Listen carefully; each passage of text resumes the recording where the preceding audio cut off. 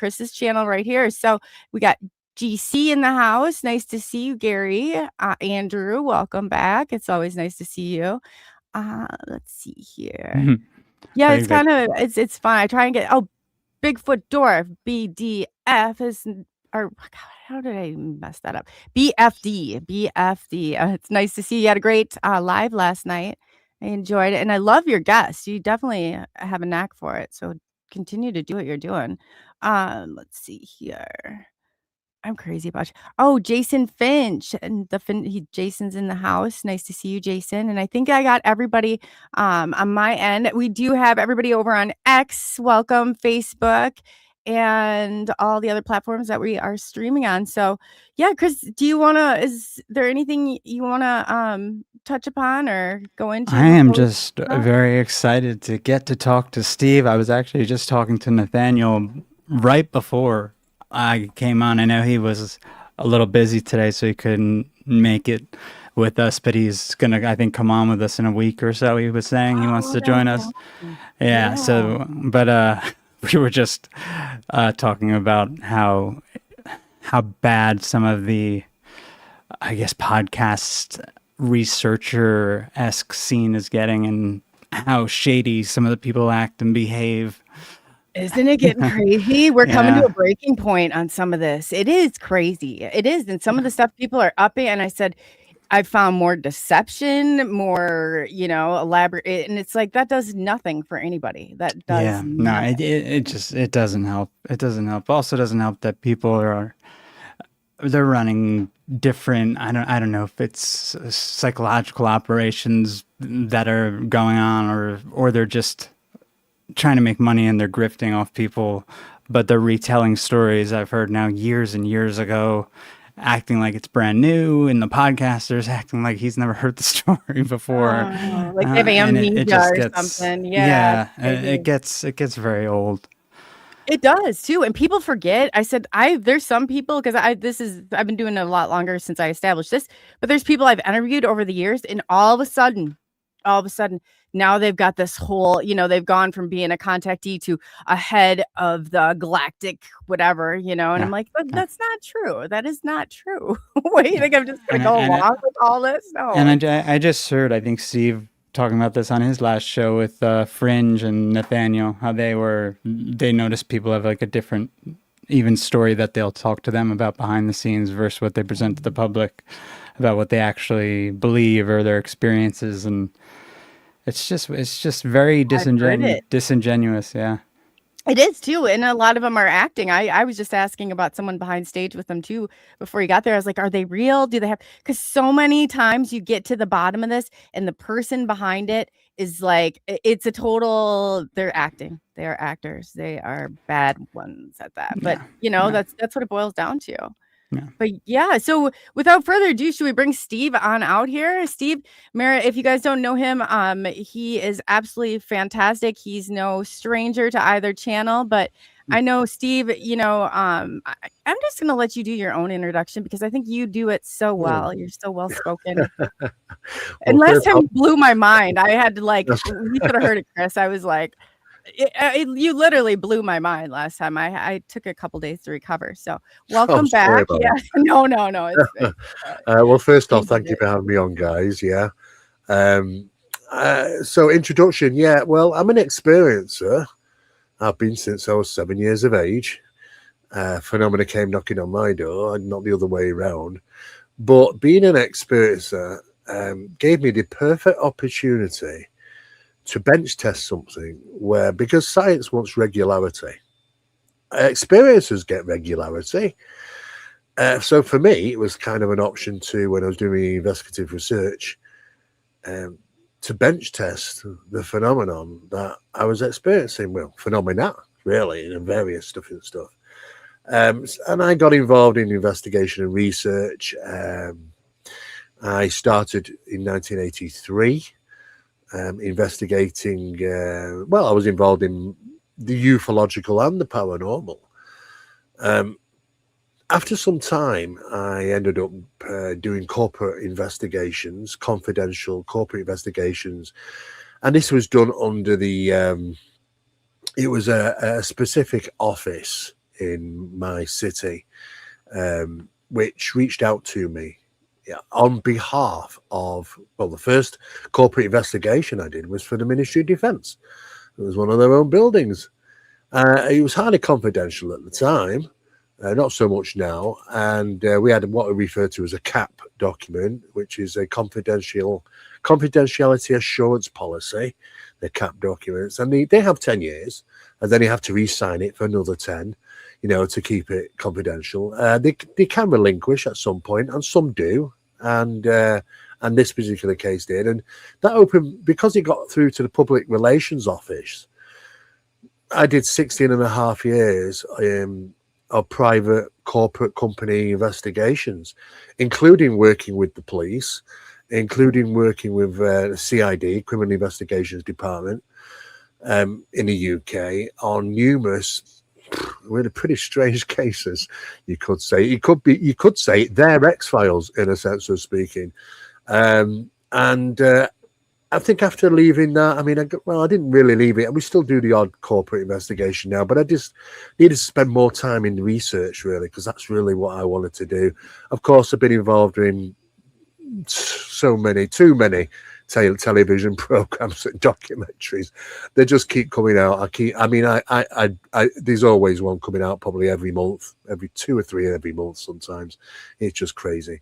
But it's about networking at the end of the day. And of course, I'm an author, I'm an international lecturer, and I'm on a number of think tanks. We run our own investigation training courses, and that's pretty much it, really. We're involved in some very high experiments over the years, and that's where the 3-letter departments started reaching out to me regarding who am I, how do I know certain things, and we have an understanding now.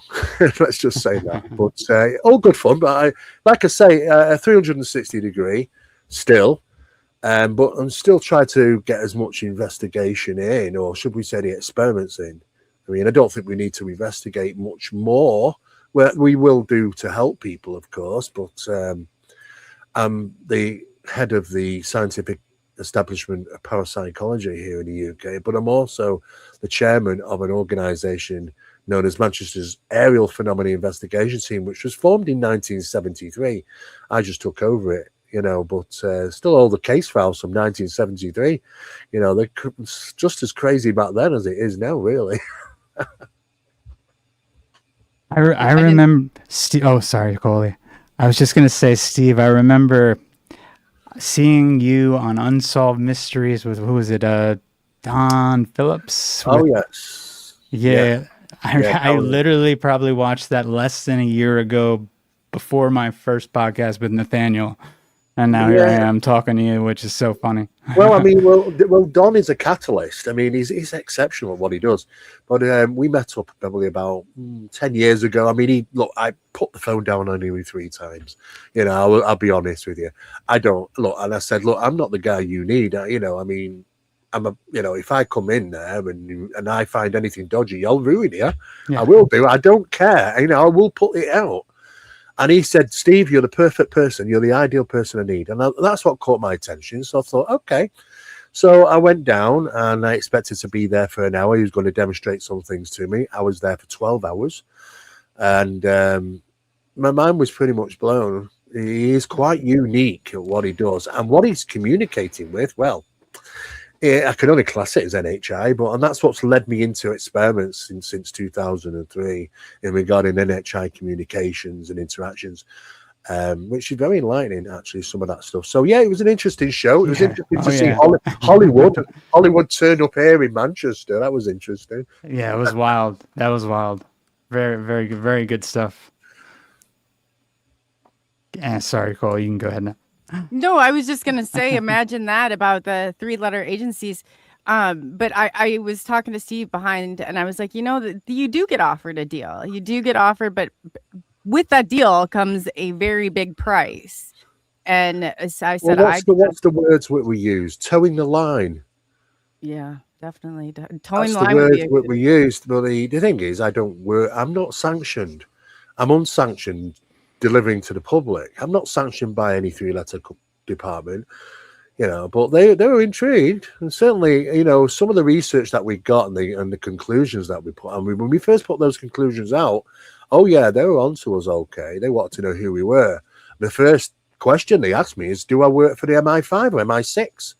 I said, "No. Who do you think I am? Some sort of James Bond person? Going to work for the Ministry Like, of Defense?" How did you make it through? Yeah, our paperwork Exactly. here. And then it was like, "Well, have I worked for the CIA, Department of Defense?" I said, "No." I said, "Have you been in communications with Kit Green?" Well, anybody who knows who Kit Green is will probably have a raised eyebrow and go, "Okay, that's an interesting question." No, I hadn't been in talks with Kit Green, but I do know of him. But they wanted to know how we concluded what we did. Well, it's a bit naive to think that, they shouldn't be so naive to think that the general public aren't going to catch up and conduct experiments and find similar things that they know. And this is what's happening today. People are finding out for themselves. You don't need to be part of a 3-letter department to find out what the phenomena really consists of. That's very true. Yeah, very true. How I have heard that they might, I think it was from you, that there were possibilities of something like Scole restarting, or is it still ongoing? Things like the Scole experiments? Yeah, I mean, there's a lot of people who don't actually know Scole. Scole's probably about one of the most significant experiments in history, really. But yeah, luckily for me, my colleagues, the people I work with as well, were involved in Scole. And I was closely associated talking with Robin Froy, who constructed Scole experiment. The whole aspect of that, though, was, I mean, he went off at a tangent. It was initially to be able to create a device which you could basically communicate straight away, with what they refer to as spirit. However, they got a little bit more what they bargained for, and that opened up a doorway to incredible things taking place. Now, there was a further one known as kind of advanced Scole, and that was a couple of people who else I knew. So there's basically 4 people. I met with these 4 people. I was interviewing them, and these were 2 of the most, I would say, the most incredible physical mediums I've ever witnessed. I mean, I went in to interview them, and it was pointless me interviewing them. I mean, I'm putting my my pad and my pen and my briefcase on the floor, and I'm putting these on the table, and it's just pointless me interviewing them, because whilst I'm putting my pad and the pen on the table, there's plates moving and these forks and knives and things all moving on the table, and I just thought, what is the point? There's just no. I just end of interview. I don't need the proof. I'm seeing it with my own eyes. They were incredible. Oh, it was crazy. So that was advanced Scole. But the thing is, with advanced Scole, it didn't really want to get too much heavy. It didn't want to go down that road of the NHI. They wanted to get into sort of the paraphysical aspects of the phenomena. And this is where we had things which are morphed in the wall, a chair, flowers that came through the ceiling. These were roses, but some of them were still caught in the transaction, the process of coming through the ceiling. They got stuck there, there were manifestations, and there were some very interesting experiments in that, which some aspects superseded Scole, but other aspects didn't. So equally, it's just as important. Whilst this is going on, I'm talking with Robin and introduced Robin to the Phenomena Project. A Phenomena Project was born, which is basically what we were doing, our team, and dealing, obviously, talking with these guys as well from Advanced Scole. And what we wanted to make sure that we didn't want to get so much, leave the spiritual stuff to them. They're doing a grand job. I want to go back and revisit Scole and go, okay, I want to know what the NHI stuff is. I want to reach out. I want to know the process. So we did about 9 years of those experiments. And there were 6, when I say 6 experiments, there's a lot of work in an experiment. So it goes on for quite some time, but 6 individual ones. And when we finished, there were 17 areas, 17 research programs which are being conducted. And I think there's about 30, 40, 50, 60, about 5 have been released. There's 12 that haven't yet, because they're still being worked on, believe it or not, And sometimes it's not down to us, sometimes it's down to them, which reach out. And they're called, there are different things, there are hierarchies, different names. But the whole process of Scole is that you were dealing with essentially a Scole team, which was, you've got your mediums, you've got your people conducting this type of seance. It's a certain type of seance. And of course, you've got your spirit team. Mm-hmm. Now, your spirit team in ether, apparently assisting you. Now, when NHI comes along, they were in control by the NHI team. And there were 9, the Council of 9. We've heard this so many times. The 9 were basically took over the Scole whole thing. They took over the spirit team. They lost control. You can't close down a seance when NHI come along. They're in control. And unfortunately, the floodgates just opened the floodgates. And there was total loss of control. I mean, there were some incredible things what NHI can do, especially in a 12-foot by 9-foot room. It's mind-boggling. But at the end of the day, we realised then, okay, we've set a bar there. There's parameters, things that can be experienced. Now we need to go back and see, can it be replicated? And can we break it down? Can we look at you could say the paraphysics of it, or the supernatural aspects of it, or the paranormal mechanics of it? You can call it different things. But we want to break it down. We want to see not the phenomenon, but we want to see how it ticks. That's the end result we're experiencing. How does it get there? So those experiments were very interesting, and of course that caught the eye of a number of officials over the years, for sure. Wow. What's your understanding of the 9 and what they're coming up, I guess, in the prophecy for the coming year? Well, the 9 he's like a council of 9. It's been referred to as a council of 9, or the 9. But apparently referencing that there were 9 individual non-human intelligence, non-human being, but these go back a long time. I mean, Scole wasn't the first to get. I mean, you could look at there was Lab 9, and it was referred to the 9. And the same experiments are being conducted with military personnel. Gene Roddenberry was part of that. Because the communications. Now, this is very interesting because there was a lot of deceit going on in the communications in Lab 9 experiments, and that was Puterich, who was involved. He was the head guy in those studies, and they were being told we've got a council, we've got this federation of Galactic Federation, and this and the other. No, but it's a great one-liner they keep throwing out now and again, because they do that. They just like to do that. But Gene Roddenberry was part of this. So where do you think he got his Federation of Planets from? The Star Trek, there's the whole Star Trek aspect. Oh, wow. So because Gene Roddenberry was part of that, of the Lab 9, and he was highly involved in those sort of things as well. And of course, his ashes ended up in space, didn't they? He got launched. Right. So what are your thoughts on it continuing that there's always 9 on the planet? Yeah. Well, they call themselves different things sometimes. The Lighter Twins is another name. Well, the 9 too is not the Ogdoad, but the Great Ennead, right? The Egyptian Ennead. So this goes back all the way to the Egyptian pantheon. It's the same thing. Yeah. It's like saying the apparition of the Lady, or Hathor, or Danu. I can go on all day with it. It's the same. It's the same intelligence appearing in different aspects, different cultures. And we can even rope in now the Virgin Mary.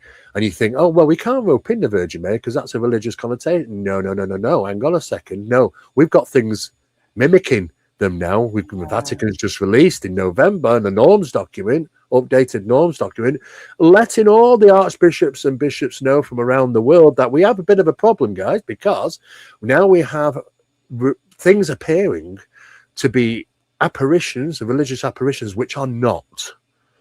They are false apparitions. But the phenomena can manifest in any way it wants to, and that is one of the key things it manifests as. Yeah. I don't know if either of you guys have heard the story of the. I want to say it was the apparition in Spain. Gara starts with a G. Garabaldar or Gara. Okay, carry on. Yeah. It was the girls who were seeing. They were seeing. Basically, they saw what they thought were angels, and it was a lady.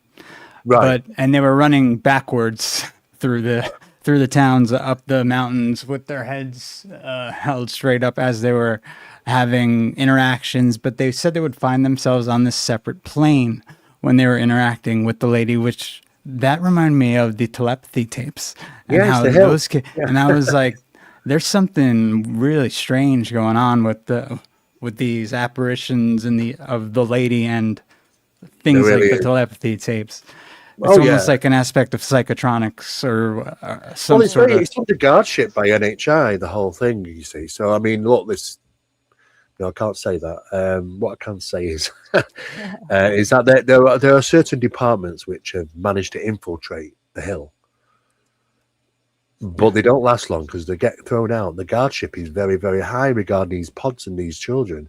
And there are several pods and there are several hills, but I don't know. We really don't know what NHI is doing with these, and they're not talking too much about it. The kids, the people, but it's been going on for quite some time. We never even knew. It was right under the noses of parents. Never even knew this until it accidentally got out, and then realised, hang on a second, what's going on? I mean, even UFOs, crafts are being seen. This is what they're saying.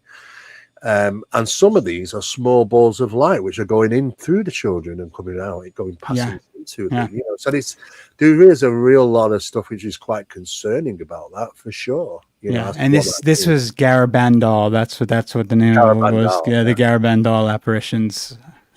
Yeah. It's very strange. They were they wanted gifts too, or she wanted gifts. They were putting like jewelry and gold on the children and it works. This is the problem with today's society, and this is why so many people turn into ritual magic, is because now it's 100 times easier to gain attention through ritual magic than it used to be. People have to put some good time and effort into trying to get this, and it never always worked. But now things have changed. The phenomenon has stepped up its game. It's easy to communicate with these things now if you know how to do it. And you can have a partnership with them, and you can gain from them. I wouldn't advise it, but there are people out there. Look, we're living in bad times. We're living in times when it's so bad now that people will turn to ritual magic to gain. Absolutely. I've had people said to me, tell me how you're doing it, Steve. I want to get involved. I want to do this. I said, no, I'm not sharing that bit with you. But it's, because it can lead to, some dark areas for sure. And now, what are they doing? And they're so blasé at just putting it out there now. Even the Skywatcher program, oh yes, they don't mind turning around saying, yes, we're using children. Yes, we're reigniting trauma in them to gain these things to come down. They're not bringing them down because they started off, we're bringing them down. No, you're not bringing them down. You're enticing them. And we know how you're enticing them, through the dog whistle. And I know what the dog whistle consists of. And it's the same thing in our research, what we deal with day in, day out regarding the frequencies and association to manifestation.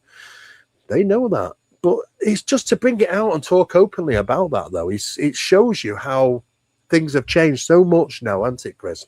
They don't care. They just quite burst it all out and leave people to decide what they think about it. Well, it's shocking, to be honest with you. What great lengths they'll go to gain this information. It's the wrong way to go about it, of course. So this is why I do the research and the experiments to try and gain a better understanding of what we truly are dealing with, so that we can kind of navigate it a little bit. I mean, don't get me wrong, doing those years of experiments, we did it wrong at first. We got hammered for it. We learned the hard way. It's not good. It's not pleasant sometimes. You catch the eye, you annoy them sometimes. Other times, we can glide through it, but it's troublesome. And it's a learning mechanism for us all, even writing into new protocols to protect ourselves. But you've got to step one foot in there you got to immerse yourself, not fully, but you got to keep one foot in there, and because you can't learn otherwise. Yeah. So we kind of very cleverly worked out a best way to how to go about doing that, which was not taken on board by the NIDS team at Skinwalker. They didn't write the protocols in, and they played hell with them, and Bigelow as well. Oh yeah. Well, he went through hell, poor guy. Do you think well, it's rumored to be, I don't know if you've ever heard, there's actually another one, McBurney. He was on before. They think he has the real ranch, the real Skinwalker Ranch. It's very interesting. Well, the thing is, it's not the ranch, it's the land. And the thing is that the area which is under infection is outside as well of the Skinwalker Ranch. It's the perimeter of it is a lot bigger than the ranch land area itself. I mean, you only got to travel about a mile down the road and talk to the people, and it's incredible what they're experiencing in their own homes.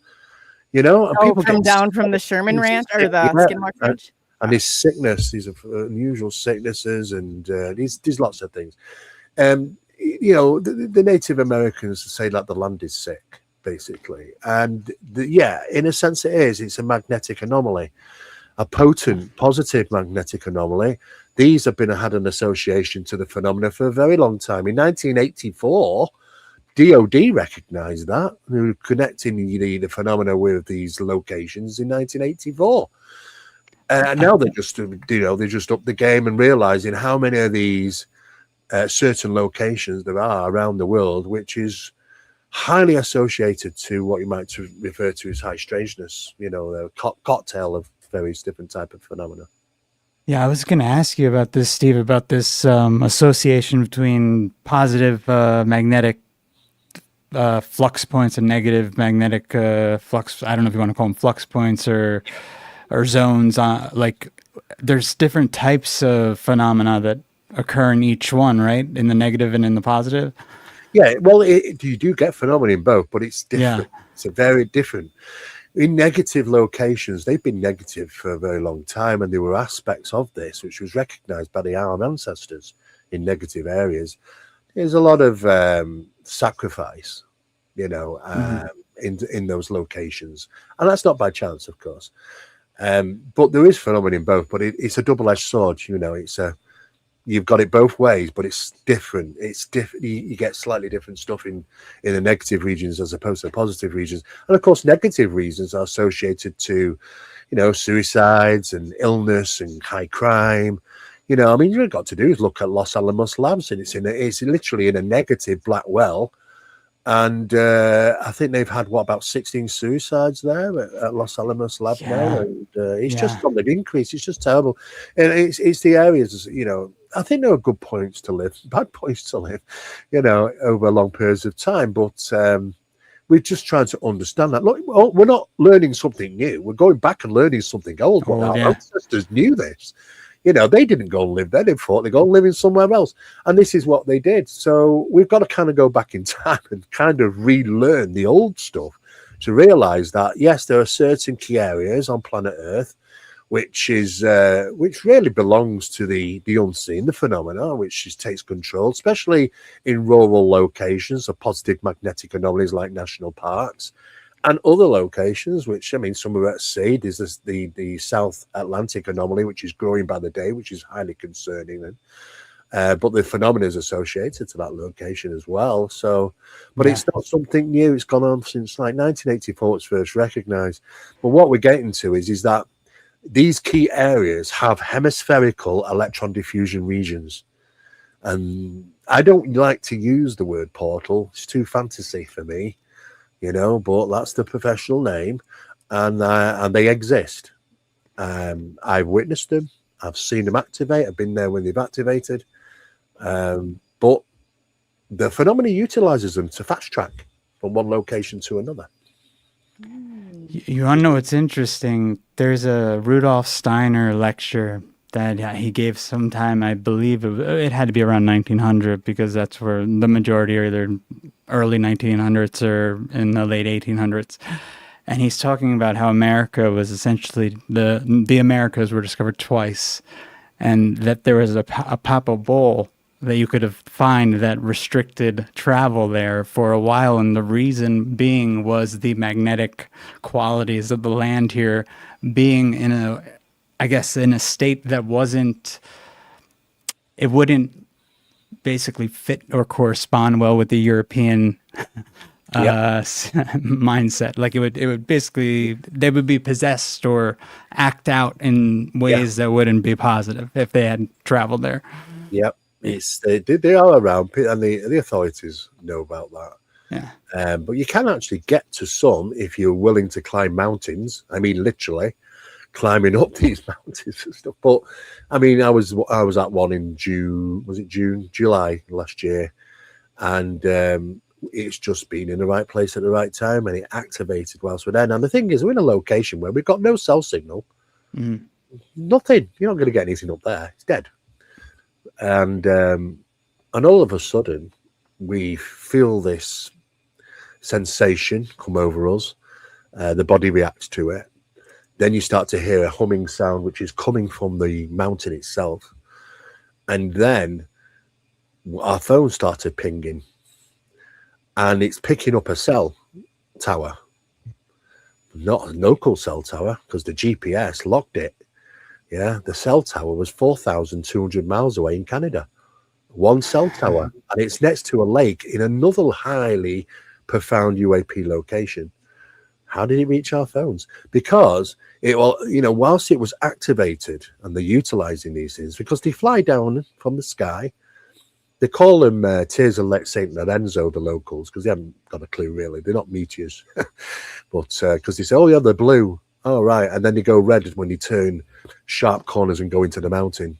Well, they're not meteors then. Yeah. And it's the same mountain. And the thing is that when we're receiving this ping, we located it, and we knew that, well, whilst they're going through, signals can pass through. And we got a signal from that cell tower right by a lake in Canada on our phones. And you can see the GPS logging on it. It's just crazy, but it's, these things do exist. It's just unbelievable. Unbelievable. Nathaniel was in chat earlier. He said you're the GOAT, Steve. I'm the GOAT. Oh, he's the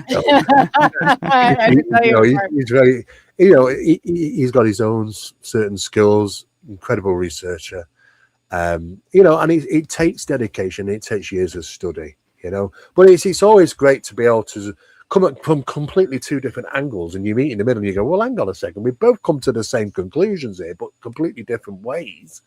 And this seems to happen when you spend enough time in the research. You start to realize, hang on, there are many paths to conclusion. And it's an honor to actually work with him, to be honest with you, because he's a wealth of knowledge. Yeah, I heard I was watching a show that you both did yesterday and released, and he was talking about the Apports and how I guess it's really designed, if you look at it from, I won't even say this correctly, from parasites, viewpoint. Well, yeah, and how they'll parasite or parasitic. Yeah, I mean, we call with Apports are quantum anchors. That's the bottom line. The thing is that we're even looking at the studies now. When we've done investigations of the leapfrog phenomena of poltergeist, because poltergeist, what it tends to do, what it was doing, was actually manifesting items, it infected a home, and it was the Apports, instead of appearing in the home, were appearing at a house down the street, and then the phenomena leapfrogged to that location because it had already put an Apport there. So in other words, it quantum anchored itself in that place and then leapfrogged away from us to the other location. We realized that these things have never been random. Oh, it's just moving. It's just because we just thought, oh, it's just for trick. They're just tricksters. They just like to mess about. It's just for fun. No, there's a highly intelligent mechanism that's here at play. And when you start to realize, hang on a second, you start to get into the aspects of how it's doing it and why it's doing it and how to confuse it, because you can play it. So, it's like a rule book. It has its own rules, and it's like multitasking in a sense of speaking. So we remove the Apports. The Apports become, which are hot, not in a sense, when I say hot, I don't mean they feel hot. Some Apports are hot when they are naturally first found, but usually about 15 to 26 degrees higher. But when I say hot, I mean that they're active. That phenomena takes place around the Apports. So we locate the Apports into a secure location. The incidents are taking place, and we go into our lockup, and there's things all over the place. You're thinking, wow, we've got the keys, nobody else can get in there. The Apport, that it's tracking, the phenomena is tracking the Apports when we move them. And of course, what happens is it goes on for a few days, and then it stops, and it goes back to the home. So something comes along and goes, hang on, I figured it out. Something wasn't right. The phenomenon is not going to where I wanted it to. It's now going over there. That's because we removed the quantum anchor. So basically, it got diverted temporarily anyway. But what's really interesting about Apports is that people thought for many years that the Apports are just, it's just an item, their item. It's got moved and misplaced by the phenomenon. Well, actually, the evidence would support that it's not even the item at left. If you actually go through the analysis on these things, it's far from the item at left. And that's been backed up by people that have found them in the wall. I mean, I think I talked to you last time about some of this, but we've got this, it was an urn, little gold urn. Oh, Look, yes. You showed me that one. Yeah, I showed it, yeah. Well, there's two urns, because what happened was, one was the Apport, which was found in the refrigerator of all places. Yeah. It's done on purpose because they are very resourceful at what they do. Don't waste actions. You don't accidentally put it somewhere and think that you might have put it there yourself. No, it won't do that. But then about some years later, they knocked down the wall, and in the middle of the wall, it's never been knocked down before, in the middle, in the cavity, is the urn. But that's the urn that disappeared. That's the true item. It was replicated and put in the refrigerator as an Apport. And this is when people say to me, look, Steve, I've had poltergeist, because people used to write these rule books. Yeah. Oh, poltergeist, it's all about children, and it's all about adolescence and spent up, psychic energies and PK and all this sort of thing. What a load of poppycock that is. Absolute rubbish. Yeah. It was never written in stone. Some of these establishments in parapsychology come forward and said, yes, this is what it is. This is how it works. No, it doesn't. I've done investigations of two 70-year-olds, man and wife, who have got a poltergeist for 9 years. 9 years. That's not short-lived. Some people have traveled around the world to try and get away from poltergeist phenomena.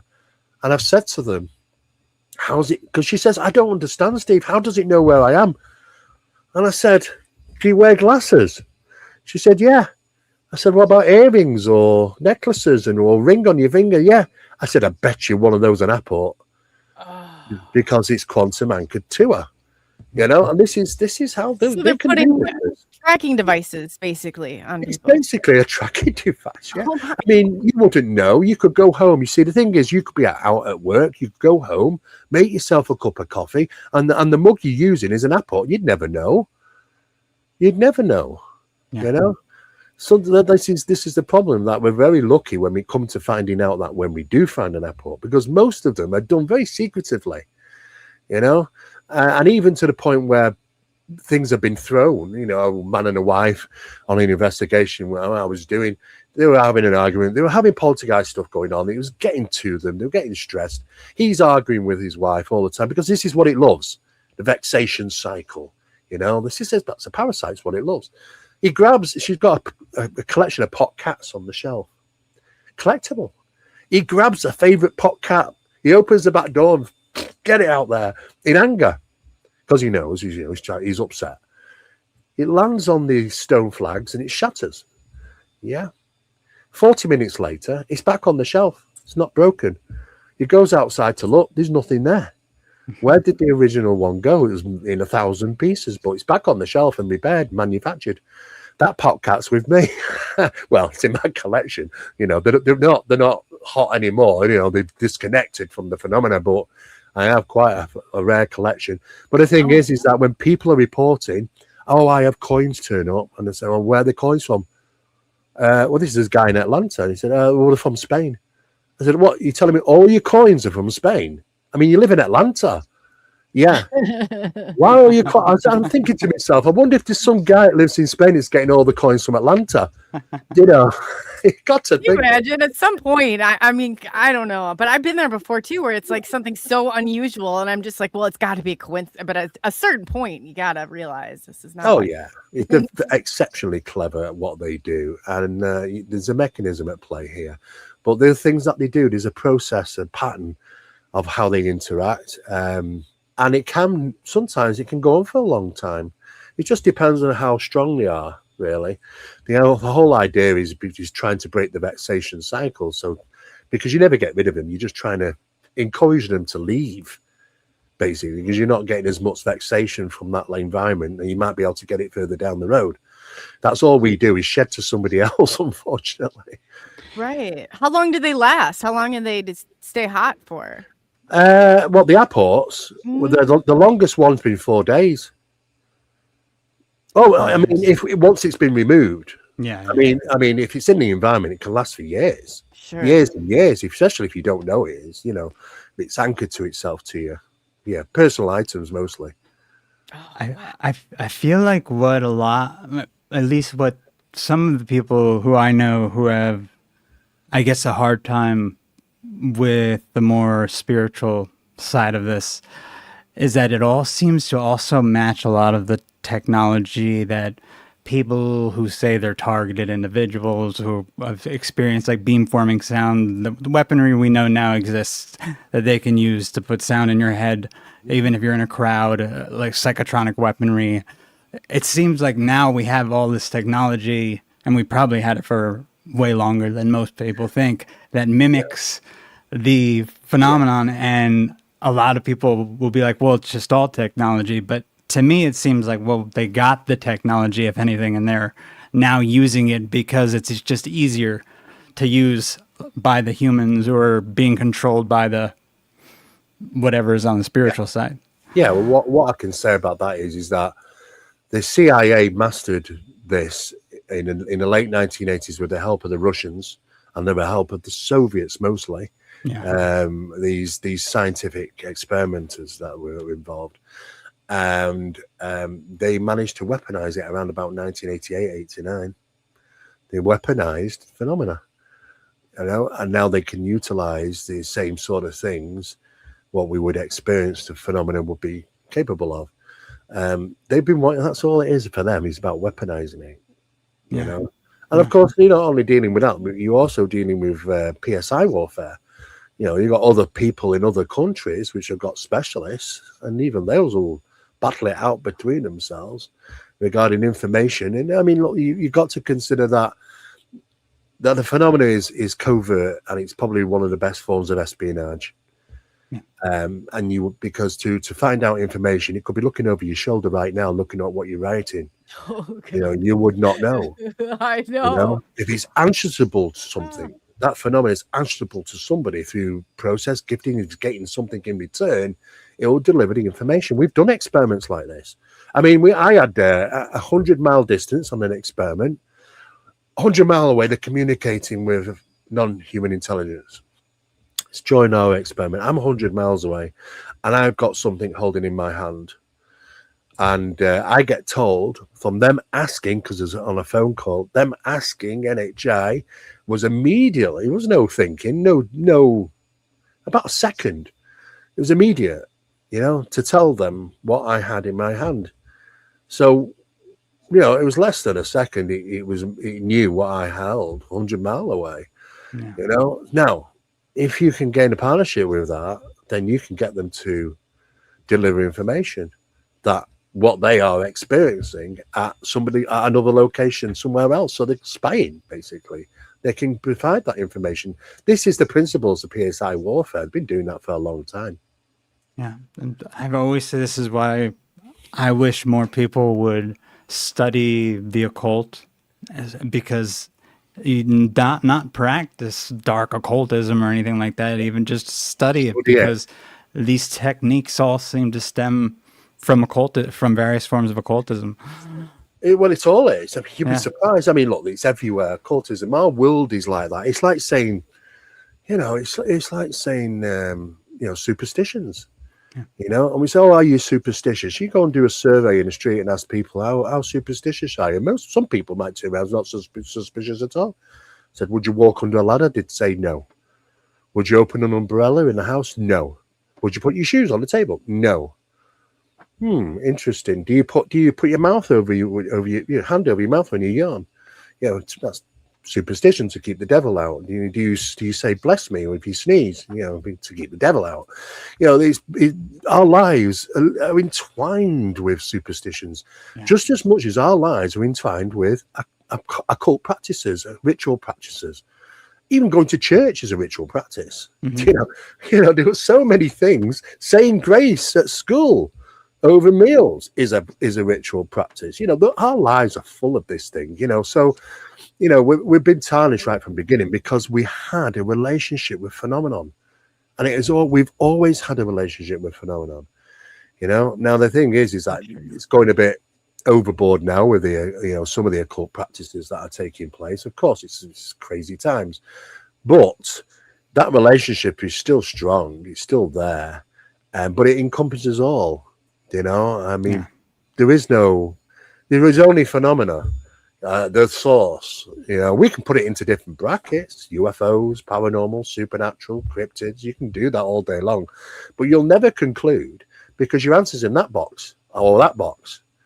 And people not communicating, not getting anywhere, you know. So there's got to collapse these compartmentalized boxes. And you know, I don't know how they came to be honest with you, but you know, they've been held there strongly for a long time. Paranormal guys won't talk to the UFO guys, and UFO guys won't talk to the paranormal guys. I know it's the same thing, though. Really, I mean, you know, it's been going on since the Project Blue Book. I've got every single report from Project Blue. I've got the whole documents now.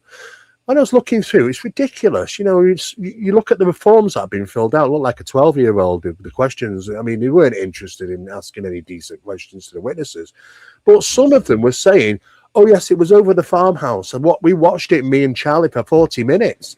Really, yeah. Oh, and what was really interesting is that about after that, the following day, we had like strange poltergeist stuff that went on for a couple of weeks. And they turned around and said, oh, Mrs. Brown, don't talk about that. We don't none of that ghosty stuff. Just stick to the UFO facts, please.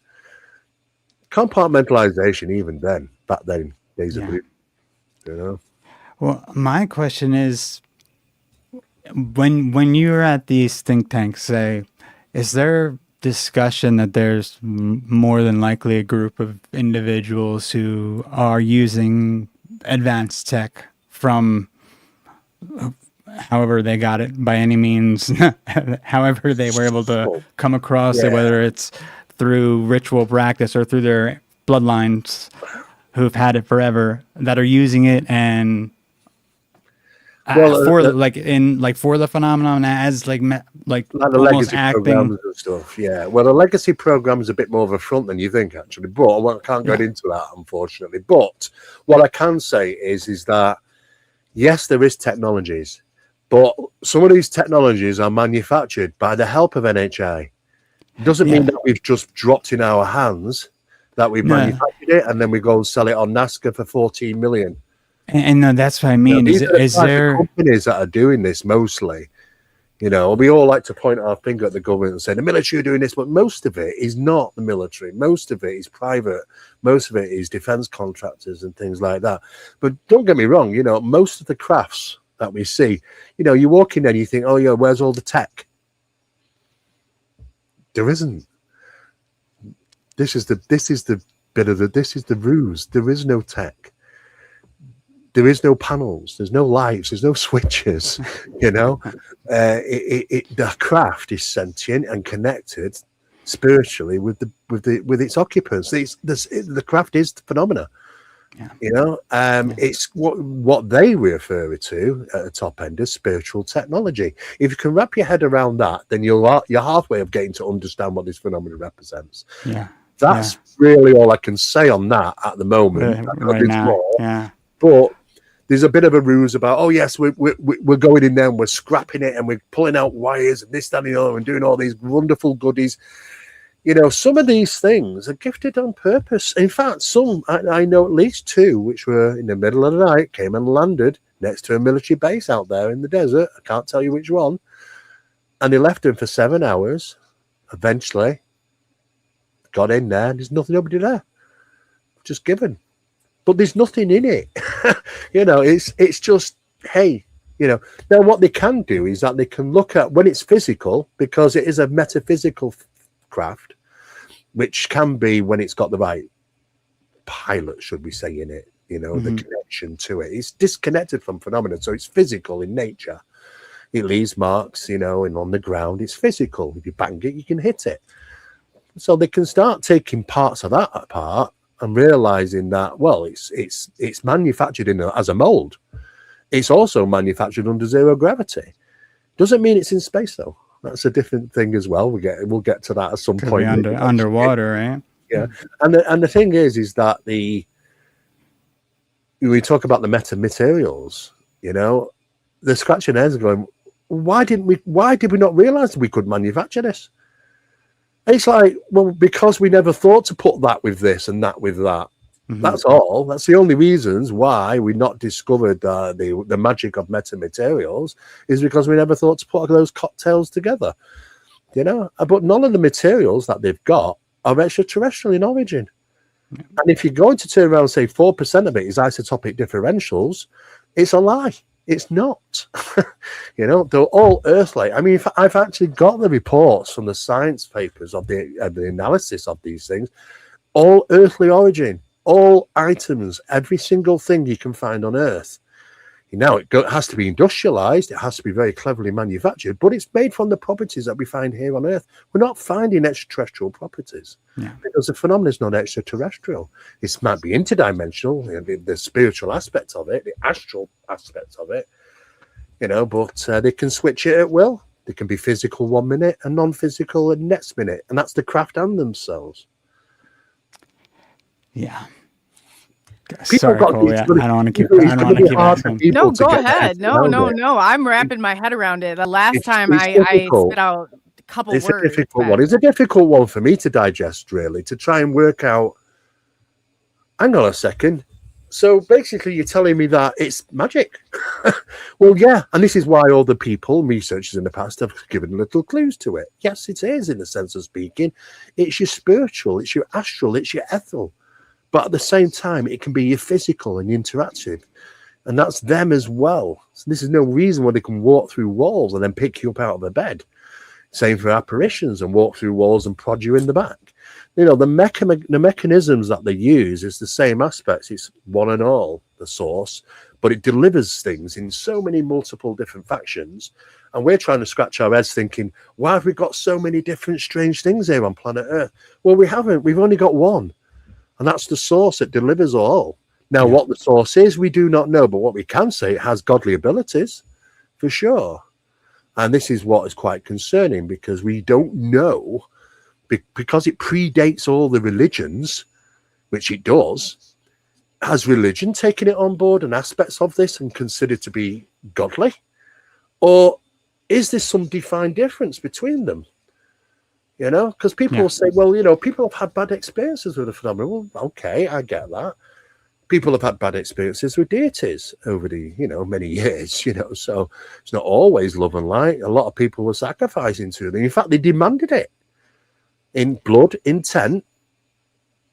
We hear about that in occult rituals, but the deities were asking for that a lot of the time around the world. And so it was given to them. And so those societies were gifted with knowledge, how to protect themselves when war was coming, when good weather was coming, all sorts of different things, and sometimes even helpful technologies. But we won't get into that too much, because that's very secretive. Nobody wants to talk about the technologies of old. Well, this is what when I came on the show the first time with Coley, I was talking about how I have more of a negative view of what this likely is. But did my mic just go out? No, I can hear you. I can't hear you guys now. Oh, I can hear you. Can you hear? No. I might have to bounce right back out, and I'll bounce back in. I know what happens when this go ahead. goes on. Sorry about that, guys. Be right back. So, Steve, do you know anything about the GATE program and about the kids and I don't know. I was given 3 different machines when I was a kid, and it all affected frequency and the blood. How does this tie in? Well, resonant frequencies can be DNA and blood types of resonant frequencies, and they can be altered or they can be manipulated by certain frequencies, and there are certain programs that they utilize to see if that you have an activated DNA. Because NHI have been infiltrating humanity for a long time, and people turn around and say, well, I'm human. Well, yes, you are. You're human 2.0 or maybe even 3.0 now, but we don't know because these transitions have been going on for a very, very long time, genetic transitions. So you could have even programmed DNA, so they know how to do that. Even humans know how to do that now. If you listen to some of the science that's coming out, NHI are well ahead of that. So yes, activated DNA, you could have, we don't need to be a hybrid anymore. When we used to talk about it in the 80s and 90s, hybridization, and I look half grey, and your hybridization now are just like the person that you live around the corner from. You wouldn't know. I agree. That's exactly where we are with the hybridization program. It's crazy. What do you think the end game is with all this? Like, do you think that they know a certain? I don't understand. I was markered since birth. I have a different blood type than my parents, but I share it with my grandmother. As kind of disclosed behind the scenes. But there's a certain element where my blood, they were obviously that's what they were interested in. I was taken to a farm. They had a microscope. I was out. It was continuously monitored. Like, what do they want? Well, they want to do experiments. Not only, there's two sides of the coin here. There's NHI are doing what they're doing, and there's humans are doing what they're doing. But the humans will make you think it's NHI doing it, and the NHI might think you make appear to be human, and let think that your humans are doing it. Is I talk with people who are abductees and stuff, and they said, well, I was sat in my doctor's office, and it was my doctor, but it couldn't have been, because she's on this craft. And she can't be talking to her doctor in the doctor's office, but this is what it utilized in her mind's eye as to what the experience would be, But the problem is that the discernment of trying to figure out now how much we are involved and how much is it NHI is getting very, very problematic, even to the point of what's in the sky, to be honest with you, because we've got UFO drones now, UAP drones, and they're just everybody's toys at the highest level. But we've got disc-shaped objects that can traverse the skies at least 14,000 miles an hour, but they have to bank because they're physical, and when they're turning, they have to turn like an aircraft. They have to bank. That's the giveaway that it's our tech, not air technology. When they don't have to bank theirs because they have a warp bubble around them, they can go through solid matter. They can traverse. There's no sea when they go into the water. That's why they don't have to reduce speed. There's no inertia because it doesn't exist to them. It's a different technology. So if you see something banking at huge speeds, it's our technology, not theirs. It's unbelievable. It really is. And when you look at the manipulation, I always felt like it was markered, like for whatever reason. Do you know what the deal is with AB negative blood type, or what that would even cause arousal of any sort of, I guess if I was, the only way that I could figure that they pinpointed me from at birth was that my blood type and my mother's were not compatible at all. Her blood was actually attacking mine. Yeah, well, there's been various different levels of different types of blood, and of course, there's still mysteries as to what certain blood group types where they came from. There's actually no real explanation for them apart from that they were manufactured. But you got to consider manufactured how and by whom, and why would it not be scattered all over? If it was a normal path that humans are going to take through evolution, we'd be having these dots turn up all over the world. But no. If you want to talk about rhesus negative, it was the Basque region of Spain, but why just that location? Right. So that shows you straight away that it's not by design, in a sense of speaking, where natural evolutionary, because it would be popping up all over the place, different So you know that there are certain aspects of design, human upgrades, you could say. Humans are being upgraded, 2.0, 3.0 now, and as time goes on, because it's still happening, we are getting genetically upgraded, in a sense of speaking. And with that comes people who have profound abilities. It's like watching a scene from X-Men in some cases. And you talk about a child that can see X-ray vision through your body, a young girl. It's incredible, and that's just one. I mean, there's a guy that can set fire to things by literally touching them, power genetics. You got, a guy that can pull a train. You got all sorts of weird and strange things. Superhumans, real superhumans. Well, something's happening. I think we're just being upgraded as time's gone on. And I think we've seen evidence over the past how we've suddenly had these jumps, because we were always looking for the missing link. There is no missing link. In fact, there'd have to be 1,000 missing links. There are no missing links. We just jumped in stages of evolution. That's because we've been designed that way. But nobody wants really to talk about that. They all want to make us believe that we've evolved from the apes, which are better than us. If we've come from the apes, we're looking for a dot to connect when we were just launching, is basically like that's. We're worse than the apes. You got me again. No, I mean, it's not even maybe a natural progression. It's like once everybody gets to a certain point, maybe it's elite. It's definitely genetic alterations that are taking place in humanity. We are the test subjects. Must be. I mean, from what I've heard and seen, we've got to be the test subjects of some intelligence that is just mothering us and making changes and altering us and experiments. Look, there are crazy experiments in humanity, but you won't hear about them in history. And that is for the eras of the giants. You won't get that. It's wiped from history because they don't want you to know about that. That the genetic alteration took place to the point where they were giants, 6-fingered giants, 2 rows of teeth, some with actually horns.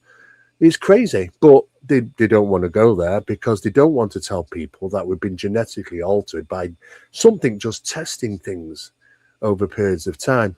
But we still see that in traces of blood, certainly genetic alterations, yeah. Well, I feel like we even see it in what the more transhumanist types in Silicon Valley and whatnot want to do with the population. They want to mutate us I think it's because the majority of them fear the unknown and fear death. So why not use the world as a bunch of test subjects so they can test the technology before they use it themselves? And whatever happens to all of us, who cares? Well, this is it. You're right. We're getting into that ourselves, Chris, really doing that. We're starting to act like we can do this. And do you know what? I think we can on many things. We don't hear about it. We're just like human cloning. No, it can't be done. Yeah. Really? Okay. All right. Yeah. But it also feels like this has happened before, and this likely cyclically might happen. And like with either the Atlantean story, whatever that is based in. Yeah. Well, we go through cycles, and when certain civilizations reach the pinnacle point of almost becoming godlike, or they're capable to do things that what we may have considered to be godlike, then we get reset. It seems to be that's the normal path, and we're on the rise. And the fact is that we seems to get to a pinnacle point, and then something happens. It takes us back, and maybe that is the case, because how many lifetimes have there been here before? I mean, look, we keep finding that we're going further and further back in time, mankind. And of course, that's when you even eliminating the other things that they call forbidden archaeology, which leads you to think that mankind was around a lot even longer than what we're told about, like Göbekli Tepe. Look what they did there too. They built over the top of the majority of it, made it a tourist center. They're never gonna dig that up. They were buried for a reason. Yeah, exactly. But now they're activated ritual practice sites. They've activated them again. And so forth they do. But the thing is, there's a lot of strange stuff that goes on, and it's all around us. It's in, it's just part of life. Occult is there. Phenomena is part of that. It always has been, always meant to. And we're trying to drag ourselves away from something, but we're already immersed in it, really. The thing is, it's about the control, and sometimes it goes the wrong direction. People are reaching out just to be gifted now, to be rewarded, because they're sick of life. Life has become so hard that they just want a quick route out, and this is what's happening. And most ritual practices, I mean, probably one of the biggest countries that has the most ritual practices is Brazil. But I'm in touch with people almost on a daily basis in Brazil, and the whole hell is breaking loose there at the moment. You know, with all the pelicaras, which seems so much going on, and it's crazy. And some of these objects and the lights are actually pursuing people now. Yeah, you know, they're going after them. You know, and it's not good. And the thing is that, you know, just because it's happening in Brazil, people become very ignorant. Well, you know, it's not in our country, so therefore it's not true. No, there are incidents do take place around the world in other countries, but they just don't get illuminated so much. Yeah. It's. I feel like if people took a look in Brazil and Peru and these South American countries and whatnot that are getting these more extreme cases of basically what seems to be, instead of cattle mutilation, you have human mutilation going on. Oh yeah, it does. I've been in special meetings about it. Yeah, it's if you can get to what is behind that, even you can get a little closer to even what the hell we're dealing with, the darkest aspects of this, and maybe like slow it down. Well, you know, you've got to kind of consider, you know, when you talk about the cattle mutilations and things, right? Well, what do we do to cattle? Yeah. You know, I know. You know, I mean, we do terrible things to cattle, and really something comes along and does something similar or not quite as bad, but then we're all, oh my God, what's going on? The thing is that, you know, they learn from us and we learn from them. Of course, there is those aspects when it goes from not being animals to something else. And I have been in those meetings, very close meetings, and I've seen the files and I've seen the evidence. Yeah. And that does happen. And it is worrying, you know, that these things do happen. It's profound. It really is that humans are being found in the same manner. But at the end of the day, you know, there's such a massive area of this phenomena that needs to be reassessed, to be honest with you, in a different light, because now we've gone through all that extraterrestrial hype, the rubbish, you know, that, oh yeah, well, you know, they're coming from this planet. And well, that's because NHI don't want disclosure. They don't want to come now. They don't want it to happen. They want to carry on doing what they do. And they're quite happy to give you the one-liners. I come from here. I come from that planet. And once you got to Giza, they said they came from the moon. And then they said, oh, no, we come from Venus. And then they said Mars.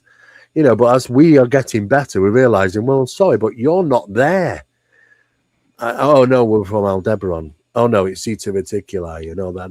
You know, even the whole aspects of Zeta Reticuli just came about through drawings, you know, of a star, and it didn't even really match up, to be honest with you, you know. But and yet the ET call themselves it now. Oh, from Zeta Reticuli. Okay, so we could have made up anything really, and they'll follow the path.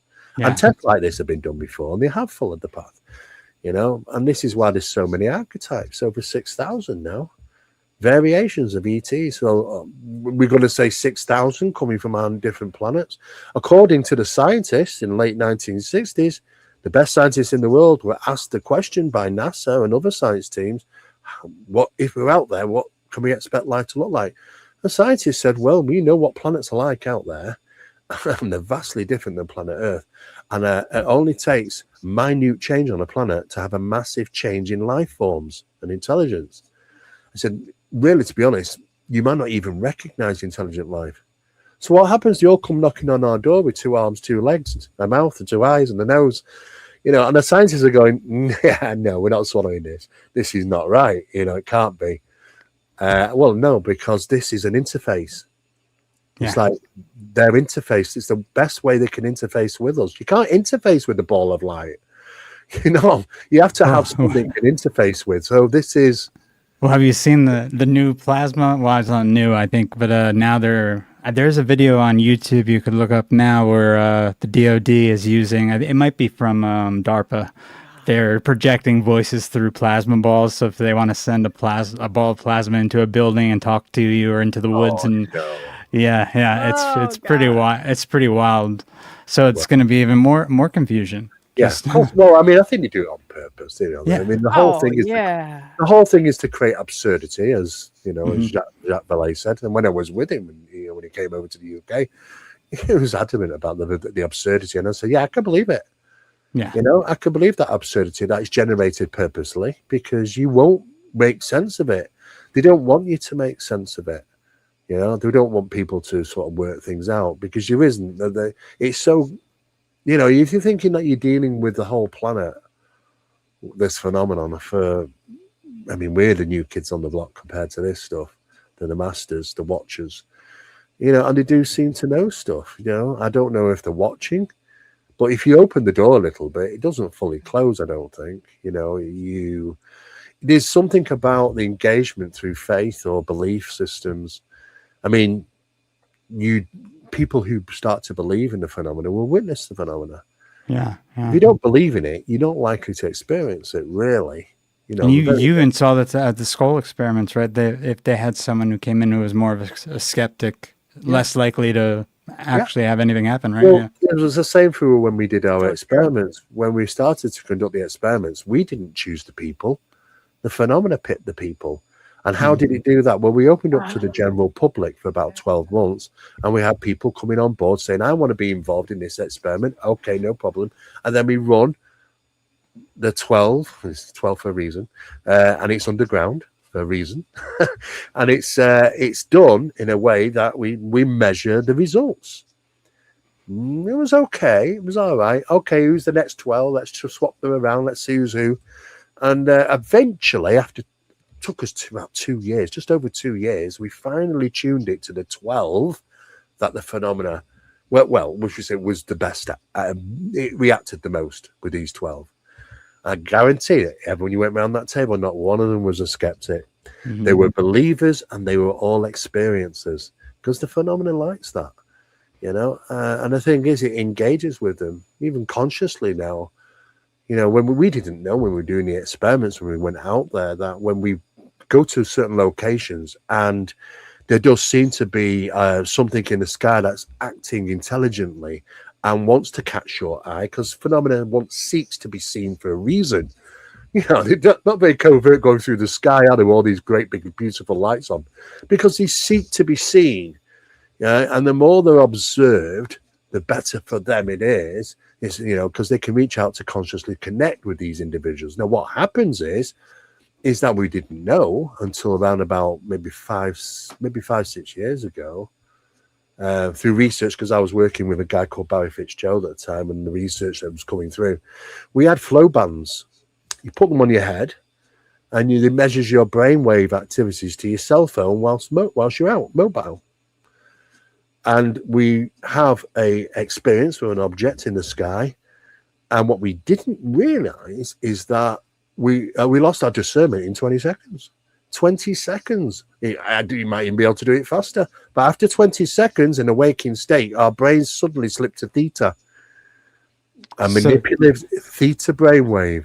There goes your fear response, or your fight or flight, right? Yeah, and also you're highly manipulative under those conditions. Your perception can be easily altered. So in other words, it's preparing you for something already. And we didn't even know that was happening. And that's what Bluetooth pairing with this phenomenon does, that conscious connection. And that's what it does. So this is why it seeks to be seen.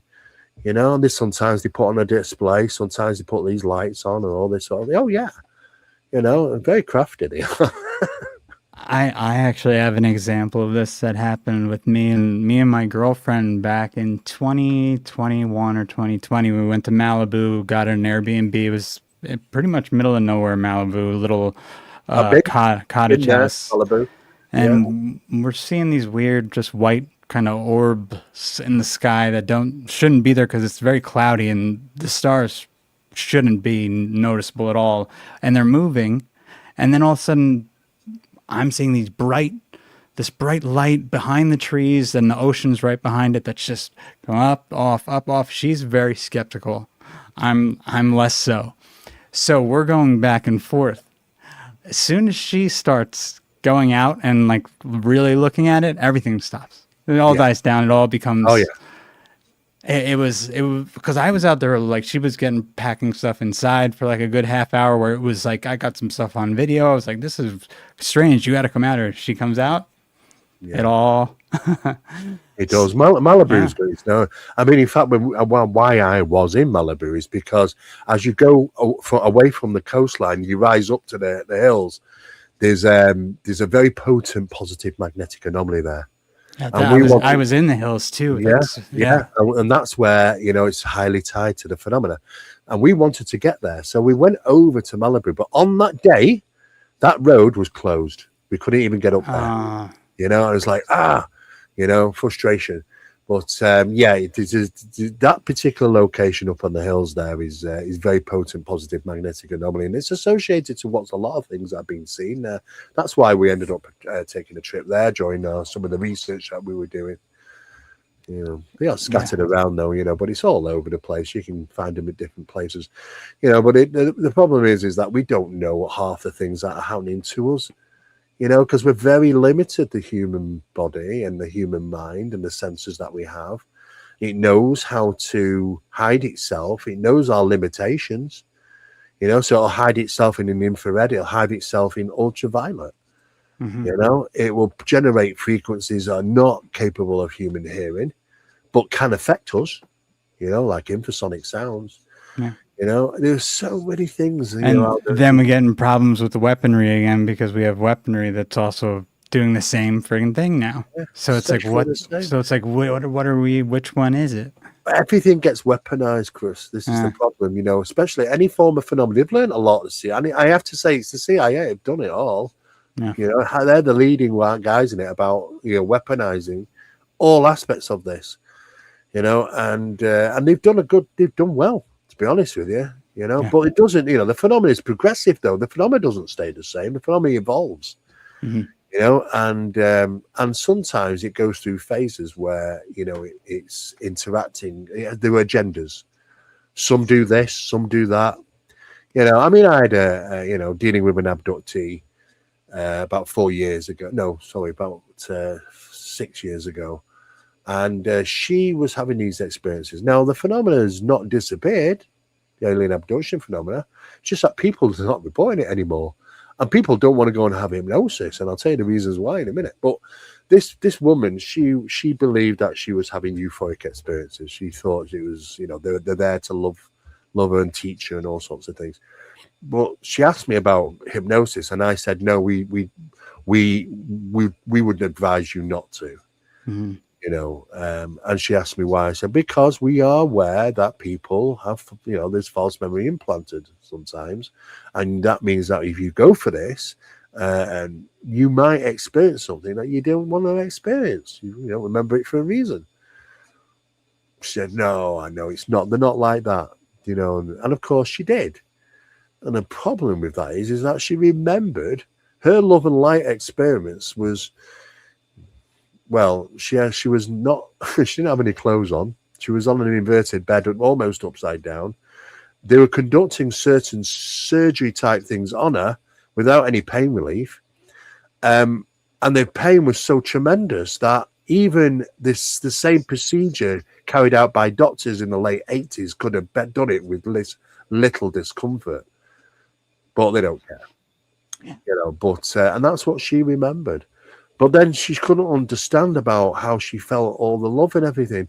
But the problem is, that her endorphins were pumped up. Yeah. Flooded endorphins, which causes a euphoric feeling. So the biggest problem that we have is that can we trust not them, but can we trust what we think, what we know, what we feel? And this is one of the biggest problems that we have, because before we even can engage as to are they good? Are they bad? Is it simply that black and white? It could be just agenda, just to go about the business. If you've been arrested by police officers, you probably call them bad. But if they're arresting the person who's been in after you, they're probably doing good. But it's still a agenda for them. At the end of the day, they probably might be just doing a job. But people keep going black or white. It's good or bad. It's bad or good. But we can't even call that now. That's a big problem. And that was the conversation me and Coley started having when I first came on her show. And I think, Coley, you probably had more positive experiences with all of this, right? Yeah. Well, yeah, I did with the ET. But according to Daryl Sims, he'll say, is that the least point of resistance? And how can you argue with that? Well, it's difficult because we are allowed to remember certain things. People do remember stuff. People don't remember certain things. But the aspects of is that the memory is not taken because they're worried about the trauma that sets in the human mind. It's because of that you can't detail the equipment or detail certain procedures and detail certain things.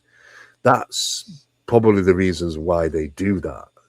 I don't think it's down to that. Oh, we don't want you to be traumatized. Well, you shouldn't be traumatized. Why do you have to have no memory of it? Exactly. And my whole thing has always been anyone who abducts someone against their will is basically, I don't see how that could be a positive. And I mean, and I know now there's the CE5 type thing where people are asking for it to happen, but they're also asking for it to happen a lot of times under false pretenses or without knowing what the hell they're getting themselves into. Well, the problem is that the phenomena attaches itself with the practitioners, and the practitioners push to do certain things which might not be good. Exactly.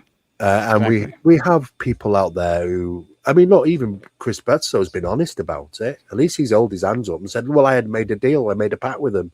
Yeah. That they'll look after me and they'll make sure I'm okay and my family are all right. But I've got to spread the word for them. Okay. Oh, him and his child they rubbed I don't know if they rubbed everybody the wrong way, but they tell you hell. They went through hell. They were abductees. They were screaming. They went through hell. Where's the light there? And this is why the problem. Are they so delusioned by it then? The kids, if they're going to talk about orbs, you better mention our family. That's absurd. Yeah, the whole do not film because they'll look like planes because they don't want to be filmed. It's a lot of. It's crazy. I've been filming orbs, if you want to call them orbs, or UFOs, balls of light inside the house, outside the house, over the house. Yeah. Even after I've done 3 different lectures at 3 different places in the sky, ever since I've had a phone, it's part of, and it's nothing to be special about. There are other people out there do this because the phenomenon has a connection with them. I don't know why all of a sudden that they want to sort of label the orb under their name as if it's copyright wrote to them, copywritten, but it's a bit silly. But it's not their fault sometimes. They are pressed to do this by NHI, and they're following the advice and stuff. So, yeah. But what they love to do is take them high and drop them. That's what NHI do. They like to bring you up and then drop you from a great height and ruin you. And that's what concerns me for Chris, when nothing will play out eventually for him. And it may not even just be that. It may also be into some of these agencies that want him to just push certain things that he's feeling pressure from because he's friends with them maybe, and they have a certain narrative they want to be pushed. Could be. Yeah. There's always trying to gain. It's all about gain. Gain. The thing is that we've got to learn about how we actually even become to the point where we can digest the information. We're getting little sneaky things. People would say, I know people. I know it's funny because I'm in think tanks with some of these people. I know they know, but they won't say. But they cannot help it. It's like having those loose lips every now and again. They just cannot help themselves occasionally turn around and say things which makes you think, some stuff. Even Jim Semivan said recently that I know the truth about UFOs. Yes, I've been told the truth is indigestible. Yes, it is. It is indigestible because you can't explain it to people because they don't understand the spiritual aspect of the phenomena and how it can be both. Because our physics just says it's physical or it's non-physical. not both. You know? And then there's a very dark aspect, it seems, to all of this that has to do with possession and eventually using people as vessels It's the in phenomenon, some sort of way. Yeah. Well, the phenomenon does what it does. Well, the thing is, people want to go down that demons and devils and all that, but you've got to consider, the phenomenon predates the original religion. The demons and the devils came from religion. They're manufactured from religion. I mean, in fact, it's based on Damon, and Damon's a spiritual advisor. So, it's a guidance system. So it's nothing to do with see, this is where I more so even think it gets back into the actual people interacting with it, because these people interacting with it want that immortal godlike power that they're interacting with. So then they start doing things to us. Your demons and your devils are archetypes. Yeah, exactly. There's still a core phenomena that utilizes all these things, because people just go, okay, yes, it's all demons. Well, what are you judging it on? You've got to judge a book by its cover. Yeah. Well, if you have to go ahead and do that, then the demon will always exist. You don't. You have to judge it on its actions. Mm-hmm. If you judge it on its actions and not the book cover as what we've been given, what's the difference between angels and fallen angels? None. No difference. One went that way, one went that way. That's exactly it. That's all, Chris. There's no difference. But they painted them with bat wings, didn't they? Demon wings. The angels had to have lovely little partridge wings and dove wings or whatever. Yeah. It's crazy, the symbolism. But do you know what the phenomena does? It will appear like that. Why? Because it's in the mind's eye of human. And that's why people say, oh no, they are real. I've seen one. Well, yes, because it's based itself on the archetype that you designed. Yeah. That's exactly it. Now, this is why we've got such a variety all over the world. There are some places, some countries that have never had certain things. Never. But they have their own. They have their own version, because the phenomena knows. It takes the measure of man or women, in this case, within seconds. It reads you. It knows, okay, what shall it be? If you're a kiddie, you might think, well, you know what, I'll be a teddy bear, and you'll be an animated teddy bear. Mm-hmm. Which animated toys, but it will judge. But sometimes, if it doesn't work, if it's been away for 12 years and comes back and, oh, hang on a sec, it's not the teddy, I'm not going to accept that's a teddy bear anymore. It will struggle. It will change its archetype. It will shift. And this is very cleverly how he does it. But it's like a computer program. It's interfacing with us and finding the best way to interface with us. Sometimes those interfaces we might consider a bit crazy, of course. Yeah. So do you think that's what AI is here? Do you think that it is their way of, because I kind of was reading something about the collective and how we're creating something that even exceeds what was crazy maybe 10 years ago. We're the ones that are fueling that. We're creating something even, a bigger role for them to play. Well, from what I can say is that AI is going to be very closely associated with NHI. Yep. Because AI is an open cockpit. And we know that NHI can do this. I mean, they can put images on a camera film, which is not even in the camera. You just go and have it processed. Oh, we've got images on it. You've got recordings on a recorder where there were no power. There's no recording head. How did it get onto the cassette tape? Didn't need anything. Yeah, they've transplaced it on there. They've got beams of light that can hit warheads and physically damage them inside on screw parts. And you can't get into a warhead, they don't make it easy, and of course when they go and do the investigation, they realize, hang on, we got some physical damage here. What's going on? How do we do that from a beam of light? A radio communicating with them. They take out the tubes, they put it in a Faraday cage. It doesn't stop it. It doesn't stop it, even if it's not functioning that, because it's not using any of it. It doesn't need to. The ghost in the machine has always been there. It's the gremlins, it's the ghost in the machine, it's that intelligence behind AI. It's going to be in there.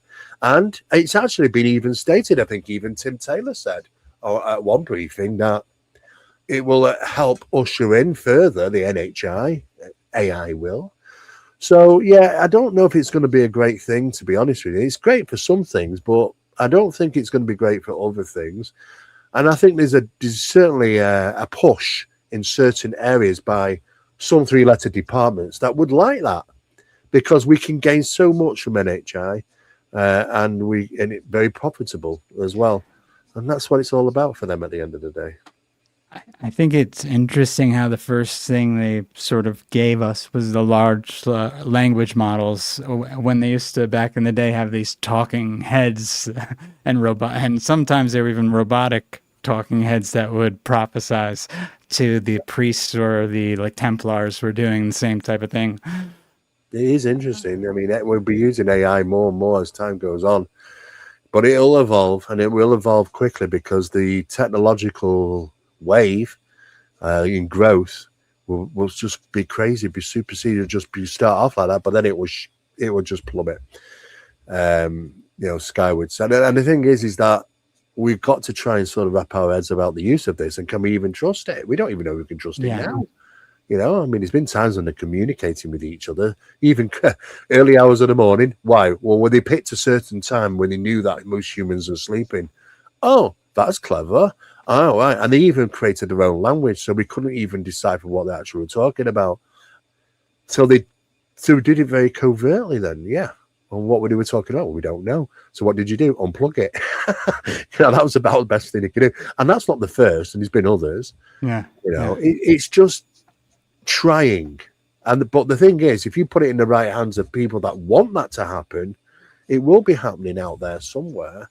But like I say, it's like an open cockpit, and I don't trust, because NHI can manipulate any electronics, phone calls from the dead. I mean, and that's not just house phones, where you pick all the old house phone up. It's your digital phones as well. They can penetrate and do everything. So there's no method of them that they can't interact with stuff, including computer systems, including AI. And that's a little bit concerning, I suppose. Part of me thinks this whole occult worship of Baphomet, even the hermaphrodite, is actually like the dielectric electric-magnetic field. Yeah. That's why it's like the two combined, and so it's like it's all wrapped up in that these occult practices that have been going on forever. Yeah, it's everywhere. Everybody has their own methods of doing what they want. I mean, the Freemasons, they wanted to have it in regarding architectural wise. So they put the symbolism in architecture. And mind palaces, basically, for them. Exactly. Others did it differently, I mean, look, the thing is, once you start adding ritual practice to seances, it's like you take the seance and you put it on super steroids. Yeah, that's what happens. It's not the right way to interact with NHI, but it works. Now, you can take 2 years, 2.5 years creating your circle and going about the long way, the safer way, or you can take 2 days and do it immediately and get response through utilizing ritual practice. You can use Enochian. I wouldn't use Enochian because it takes ages to set up your church. Well, the setting up is, they call it the church, but it takes too long, and it's too there are other methods and ritual practices that could be used, but it's not good. It hammers at the door, you get reactions straight away, but you always consider that this is not one level. There's a hierarchy. There are the minions, of course, and I've been used to it over the years doing my work. They let us know when we do things that they don't like, but they're not very good in reverse psychology, because they don't realize that, well, by your actions we can measure we're on the right path. They don't seem to know that, Chris. It's like, well, they're just reaction all the time. That's all they are, like a damn computer program. They don't work that one out. And so thank you very much for your reactions. Just told me that we'll go nice and steady, but we'll stay on cue. Thank you. That makes me even more worried about AI, because it does seem like there's like a biological synthetic aspect to this, that it becomes like a polarity almost, where I think Nigel Kerner had that sort of theory that as entropy increased and the biological would have like almost a war with the synthetic. They'll go to war. That's just the thing. They'll fight for who's going to be at the top. And it does seem like that. Point, it's a natural process. You think it's going to take place at some point, But they do let us know, and they we get the slap on the hand when we've been naughty kids, in the sense of speaking, and we shouldn't have been doing certain things. Other times we have to go very steady, very slowly, but they can attack our minds for sure. You won't be able to write something down. You just can't. Why can I not write? Why can I not think properly? And to the point where you just kind of have to, take that step back, come back to it a week later, because it really does. If you've got the eye and and they're around and they're watching, because they do watch, they are the watchers. They know exactly what we're doing. When we went in to ask questions, they already knew the answers. All the answers were given before the questions were given. Yeah. They knew what we were going to ask. Of course, they're very covert. And they say some silly things sometimes because, you ask a question and you end up an answer. It's like, well, I've got 100 more questions, and they do it on purpose. Don't get me wrong. Sometimes they said, we won't answer that. Sometimes they've said, we're not allowed to answer that. Sometimes they've ignored us. Sometimes they've told us stuff which is deceptive, but other times they tell us things which is just, like when we mentioned about, because when we ask questions, we say, what are the most prominent questions? Which I thought, what would we ask? Is there a heaven? When we die, do we go to heaven? And the response to that was, for those that make it. I mean, I'd like talk about frustration. Very, very trickster-esque in their response. Right? Yeah. And this is what we're up against. It's like we're being toyed with. And it doesn't matter how the greatest scientists in the world, you wouldn't stand a chance for these things. Yeah. They're just being toyed with. And I don't know. I mean, don't get me wrong. Sometimes they've told us truths, especially about future events. They can see into the future for sure. But I don't think it can be changed. I think what they're doing is just going ahead and seeing, and then letting you know what's going to happen down the road. And then you realize, okay, I write it down. And then on that day it happens, you think to yourself, all right, okay, they know. I don't know how far they can do that. They can certainly do it 19 months for sure. To the time, to the day. And the metaphysical aspects are crazy regarding how they manipulate reality. The experiments that we've done, the experiments that Scole did, the experiments that Lawrence Livermore Laboratory are doing, the phenomena is taking a particular item. It was a vase, but a glass will do, yeah.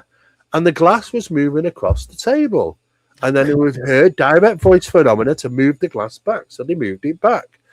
And then they watched it move slowly across the table. Now, on some occasions, it was moving in like this.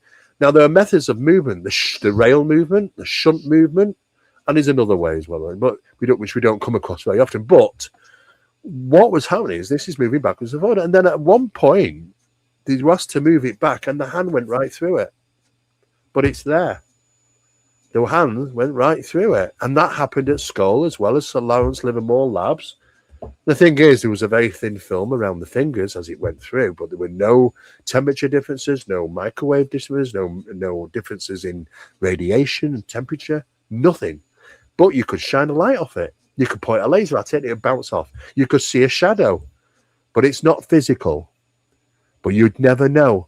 And this is what they do. They can even manipulate items within our reality. But the thing is, if they can breach this reality that we have, physical, non-physical, which means that their craft can be the same, that they can be the same. That's what they are. They live or manipulate in multiple areas where we're locked in.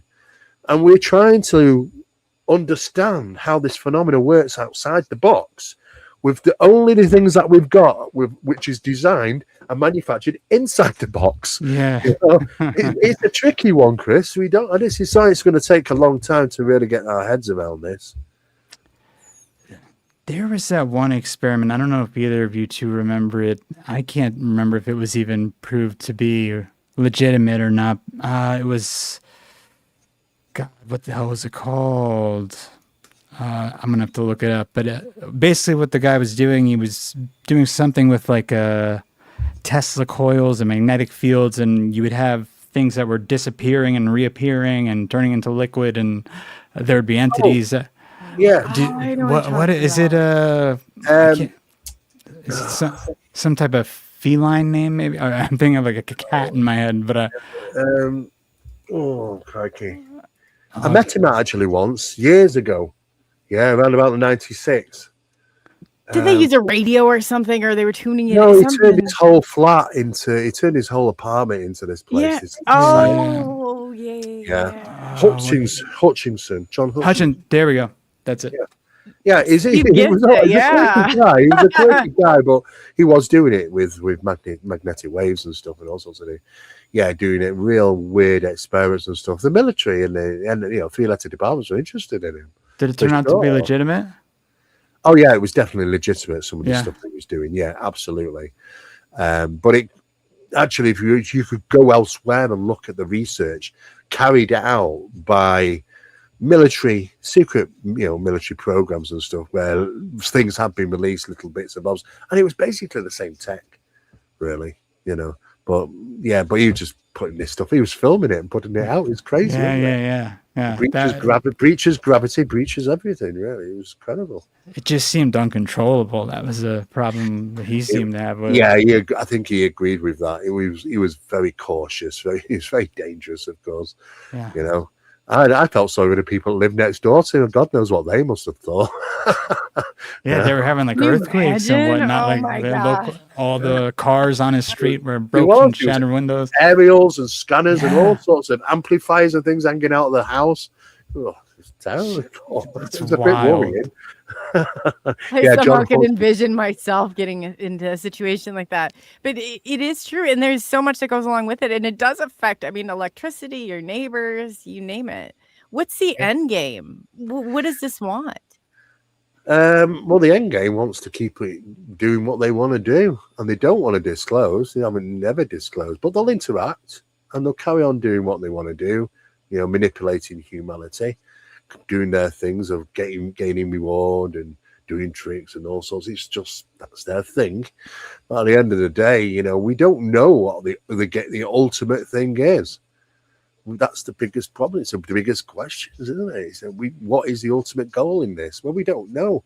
That's human thinking. Did he even have to have a goal? We've got to consider maybe the wisdom. It's human psychology to think that, but they're not human. So we assume everybody thinks the same way we do. That's the dumbest thing you can do. And I just did it. You're right. Good. Bravo to that. But so that's down to us, really, to try and work out if there is such a end game. Really.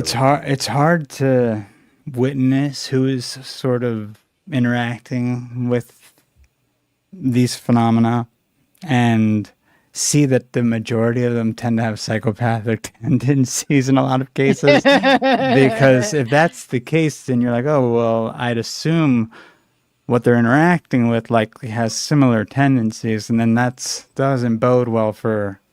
It's like me giving you a cat, and you've got 1,000 years to work out everything about that cat, its biology, the way it moves, the way it works, its bone structure, its psychological aspects of it, everything to the micro cell, and times it by 1 million, because that's what NHI have done with humankind. This is how well they know us. When they come into our bedrooms and infiltrate, even if it's paranormal phenomena or shadow figure, even if it's strange beings, we're paralyzed in bed, all it's doing is switching the little buttons in the head. It's only electrical fields in the brain, because we have paralysis every night when we sleep in REM, input blockade and output blockade. But the fact is that all you have to do is press the switches. Not doing anything special. So easy. Switch you off, switch you on. And the thing is, though, because they live in the whole realms of the spiritual and the physical, is that they can manipulate us in the same manner. We don't have to physically take you to have your abduction experience. I'll take your body instead. Or I'll take your your non-physical self, your spiritual self. But what happens is that just because you have a spiritual experience with these beings doesn't mean that it won't show up on your body physiologically. We know that from stigmata. People that believe in it will have it. markings on self-induced spontaneous physical marking, SISPM. It's the same thing, that it's mind over the body. And that's what happens when you're convinced you've had a spiritual experience which has damaged your body or marked your body in a certain way. You'll wake up with the physical markings of it. But the thing is, though, they act differently, those markings. We've analysed them, we've got them. The subdermal, they're not actually on top of the skin. They come through from underneath, I just heard Nathaniel talking about this. That's crazy about the part. Because I was like, what are the red dots? Can you explain? Because I've had that with experience. Well, it's the markings, but I can't say through physical action. It could be through psychoactions. We don't know, because people can have these applied through two different methods, the spiritual way or the physical way, but both can appear on the skin, because people have said, my husband, he was there and he was reading most of the night, and he said, you didn't go anywhere, love. You were in bed with me all night and you were sleeping. But she woke up with the marks on her skin. They took her, and he had no idea that they took her in a spiritual way. But when she was brought back, she had the markings of physical interaction. Yeah, and again, it's the same thing, isn't it? Trying to wrap your head around the. Yeah, because then we also you'll go to a regular Western medicine doctor, and he'll tell you that it's a psychological thing. You're causing like an inflammatory reaction. Yeah. Same thing with like a hypnagogic hallucination from. Oh yeah. Exactly. So then it's like, well, which one is it? Oh yeah, I mean, we put people under hypnosis. We put a 2p piece on the arm and convince them it's hot. It'll blister. Yeah. But how does the skin blister when it was never hot? Yeah. Well, that's what science can't explain. I think I mentioned this to you one time in your comment section about Hellier, when they did they hypnotized the guy who said he didn't believe in aliens, but they had him believe he was abducted, and afterwards never wanted to deal with aliens again. Total believer. We're so easily manipulated. We really are. I mean, it's just child's work really for them, but they don't worry. They don't care. But the things, sometimes you get little things that go wrong. I know that we were abducting a particular gentleman. This was one of Peter Robbins' cases. I was talking with Peter about a month ago about this, and he was being taken through the ceiling, but something went wrong, and he merged with the ceiling and ended up in hospital. Severe damage to his back and damage to the ceiling. Something went wrong. They're not perfect. They do things wrong. They get things wrong. But at the same time, though, I mean, you can't measure intelligence by, what? Are you saying that somebody who's intelligent doesn't make mistakes? Of course they do. You absolutely do. And these things do that as well. Sometimes things just go wrong. But it does show that they can manipulate. I mean, it got to be manipulating us, or because he was taken physically, they're manipulating the ceiling. Was he fighting it or no? Like, was he trying? He was trying to, but he couldn't move. But he was trying his best to. Part of me wonders, like, was it his will that maybe got it? Well, he said he did everything he can as he normally does when he take them through the ceiling. So usually they get him. Yeah. Well, they were taking him physically. Now the thing is, by taking him through physically, and the action not work properly, is that the wall they take you through, because we hear about, well, they took me physically. If they're taking you spiritually, the wall doesn't matter. But if they're taking you physically, then what they do is they make the wall different or the ceiling different so that you can pass through it. They manipulate the physicality of things. But something didn't go right, and he got caught in between. This is why we have experiments with flowers stuck in the ceiling. Half of the flower stuck out, the other half's in the ceiling. Because it's caught in action through the process, it's just not worked properly, or you get partial, paraphysics taking place. It's crazy stuff, really, to imagine what you can experience. I would never thought I would see the things I've seen, hear the things I've heard, communications from these, not male, not female, quite electronically, actually, a bit electronic. But then they wouldn't have voice box, really. I don't think they even got vocal cords, really. I don't know. But it's a way of interfacing with us. And to have those interactions with them, and it is crazy. It is crazy. you know. But as time's gone on, if you do it over a long period of time, your level of acceptance gets higher and higher and higher, to the point where, you know, you're accepting things which a guy next to you would say, you must have lost your mind. I said, well, yeah. And then you invite them along, and then they have to see it for themselves. And then you've got to condense, you know, sit down outside for an hour while he's sobbing in his arm, in his hand. Yeah. I had to explain to him, look, you're going through shock process, because that's what it can do to people. You can enter into a form of sort of some shock, and you got to kind of keep them warm. You got to talk to them, and you've got to get them around. But sometimes it can be that shocking for people, the realism of it. And then they say to me when they're upset, is that, Steve, where's this mean, and what's this mean regarding heaven and spirits and our loved ones? And I say, I don't know. I haven't got all the answers.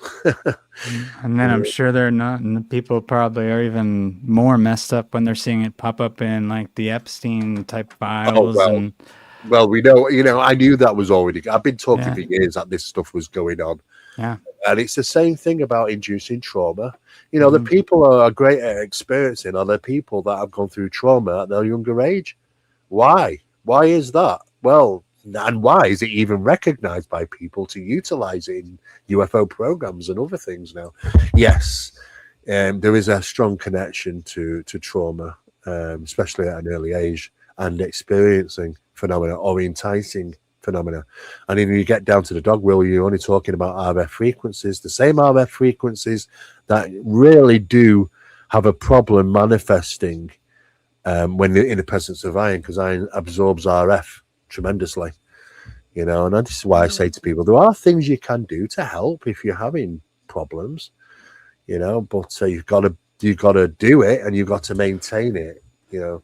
Some people have even got to the point I've had to turn around and say, get rid of all your iconography. You know, what? He said, I've got to get rid of all my books. Get rid of everything. Well, I don't want to get rid. Well, if you don't want to, you're not going to get rid of the problem. Yeah. Can't beat this halfway. It's all in or not. If you're having bad experiences and you've got a book, you know, got a shelf behind you full of supernatural and occult books, stands to reason. Your first thing is get rid of your iconography. And if some of them don't. Yeah. What do you do with it? What do you do with it? If I picked up stuff from, I'm looking at dominoes I accidentally picked up from a haunted place, so I don't toss them in the trash. Yeah, well, I mean, if you're having bad experiences, that's your first place. Yeah, kind of, back in this area, yeah. But I mean, people can have these books, you know, and stuff like that, you know, if you want to read them and things, and some of them are very interesting. But if you start to have some enticements, you start to have something taking place, then your first port of call is your iconography, you know, the things that are surrounding you. Because you don't know if you bought that second-hand book and it's a practiced book. That's the problem. I mean, people don't get it, because people will go out and try and get hold of a Bible that's been used in a church, you know, an active Bible, a practiced Bible, rather than just go on Amazon and buy one. Oh, no, I've got to have one of them because it means something. Oh, right. Well, what about if it's a supernatural book and it's been used? You just bought it on a car boot. You've just bought it in an old bookshop, you know, second-hand, and it might have been you don't know. Exactly. Things can be tarnished. We do know that. So sometimes, you know, we have to say to people, I think your first place is to get rid of the iconography. And surprisingly, a lot of them will not do it. And so, sorry, I can't do much more if you're not. You've got to meet me halfway, you know. Is it by design? Is that why I mean, I'm envisioning myself with this old holy Bible. I mean, it was wood. I was like, this thing, you know, but you're right. You are right. Well, it depends on what they're used for. You know, it's no different than putting all the intent into something. And anything it can be. It doesn't have to be the book. The book is nothing special. It's the intent it's been given. You know, it could be just anything. It could be, an old annual from 1954, you know, with cartoons in it. It doesn't matter. It's what the intent is that you push into this thing that can be passed on to something else. And this is why, you know, that you can follow and track items. There's a quantum connection between them. There's something I'm going to have to share with you guys. I'll share it through email after the show, that my buddy who has some weird stuff, that he lives on Lake Geneva in Wisconsin. and he found a box in his house that he said it was his father built the house, but one of the people who worked with his father, I believe he was either Yiddish or some form of Yiddish. The box had like a friar on it, name carved on the inside of it, and there was ash in the box. And I was like, dude, that's a ritual box for, I don't know if it's for protection of the house or what. It might be. It probably was, because he said the guy was a nice guy. But yeah, I don't know if I had the key. I'd probably get rid of it. And I have pictures of it. And I looked up the name, and the name was both considered demonic and angelic, depending on the system. They do have a lot of that. Yeah. I'll have to send it to you guys. It was interesting. And he has orb phenomena that happens, as well as sounds and whatnot in the house that are picked up on his security system. Oh, wow. Yeah, it's super interesting. It says for anybody, you know, I can accept the fact that you might have experiences if you work in the field. Yeah. And I can accept you'd have experiences if the phenomena is interested in you individually. And, you know, but there is a difference, because you can turn around to people and say, look, if you don't like what you do, what's happening, then don't do what you do. Yeah. But that's actually was it the divot box? Is that what it was? No, I think it was being used. It's a ritual holding box. I mean, basically, you know, when you get those sort of things, I mean, oh man, the divots with the divot box, I don't think they're a little bit different. Yeah, well, you know, it's based on an attachment, of course. I think it was more of a protection box a guy might have put in the house, but the thing was, since my buddy was having so many issues with like hearing things, I was like, you just gotta ignore it, because the more you're paying attention to it, the more it's happening. And if you don't, just leave. And once he did, it did calm down. But when he got excited by it and started trying to film and stuff, it would pick up. So I'd be there was a time. There was a turn on time when the Catholic Church once said that, you know, get rid of all deceased any items which are from the people that are dead and stuff. You shouldn't have them. Yeah. But what do they do? What do they do during their ceremonies? They bring out a hand of a monk or some blood in a jar of a saint. They're just doing exactly the same thing. But go and bury the poor guy, for crying out loud. Yeah. You know, they're doing exactly the same thing. You know, it's just simply it's either that direction or that direction, but they're both doing the same things. You know, and then of course they've recently had called in specialized meetings, closed meetings with exorcists from all over the world. Oh yeah, I heard about. Yeah, I heard you guys talk about that. Well, it's because of the amount of occult ritual practice that's taking place. They're very concerned. You know, and I can understand. I really can. You know, but times are changing fast, and people are getting involved in all sorts of things, to be honest with you. And now you've got like people at Hollywood's coming out and saying, "Oh yeah, I channel these things, and he's helped me. It's part of a ritual practice. Oh yes, I do it." And you're thinking, what the hell? What for? Because you want to do better? You want to get richer? How rich do you need to get? How many houses do you need to own? You know, it's crazy. But this is what it does to you: is you never get enough. You always need to get more, because this is what the phenomenon does. You got to keep feeding it, and you got to get. And one day, people don't realize, they'll go, "I can't believe I'm doing this." They've reached a point where they've suddenly had a moment and gone, "I can't believe it. I've reached this level. I'm actually doing this to get that." You know, and that's when you've lost yourself to it. And this is what happens, you know. It happens in big industries. It happens in three-letter departments, you know, establishments. Happens at the top end. Happens all over the place about this control. But the thing is that how are we ever going to get a foothold and try and beat this when there's most of humanity actually in acceptance of it? That's the biggest problem that we face in the future, really. And the best thing I can do, and as it says in the Bible, is to expose them. That's why I do it. Yes, it's been hard. Yes, it's been difficult. Yes, there's been times when I woke up and there's been blood all over the bed. It's my blood. Don't know how it got there. I've been attacked. I've been pushed, thumped, all sorts of things. I've gone through financial issues. I've had the car blow up. I've had me Hoover blow up. I've had the washing machine blow up. I've had all sorts of things. It's like I've been cursed. I've been hammered to death. But why? Because I get people that turn around to me and say, "Steve, you've literally saved me from doing something." If you can do that to just for one person, it's worth it. Expose them for what they are, because I can't fight the fight. Other people out there have to do with this. And we are heading to a time where we are going to be sort of trying to deal our understanding of spiritual aspects of this, because it's all intertwined. We've got to get our heads around spiritual technology. If we could do that, this is what Steiner was always talking about, this harmonic current coming in, and that if you thought it was magic and you just didn't try to actually learn as to what you were dealing with, you'd be fooled and taken away with that current. That's exactly it, Chris. That's exactly it. You know, but we're hoping we'll get there. I mean, people keep saying there's going to be this great change. I don't know. I think we've got to sort of do that, start helping ourselves first a little bit, to be honest with you, and just recognizing that. I could not understand when videos are going out on about Skywatcher, about utilizing children and trauma, how nobody in comments really said anything. I was like, is it just me? Am I just doing this? Because I tell you now, if you had my daughter, you know, there'd be hell to pay. Yeah. You know, because I mean, my kids come screaming in, you know, when they were younger, sky people. I kept my kids out of this subject. They knew nothing.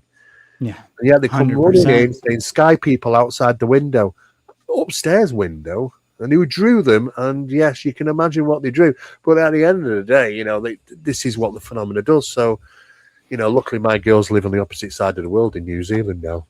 You know, well away from me.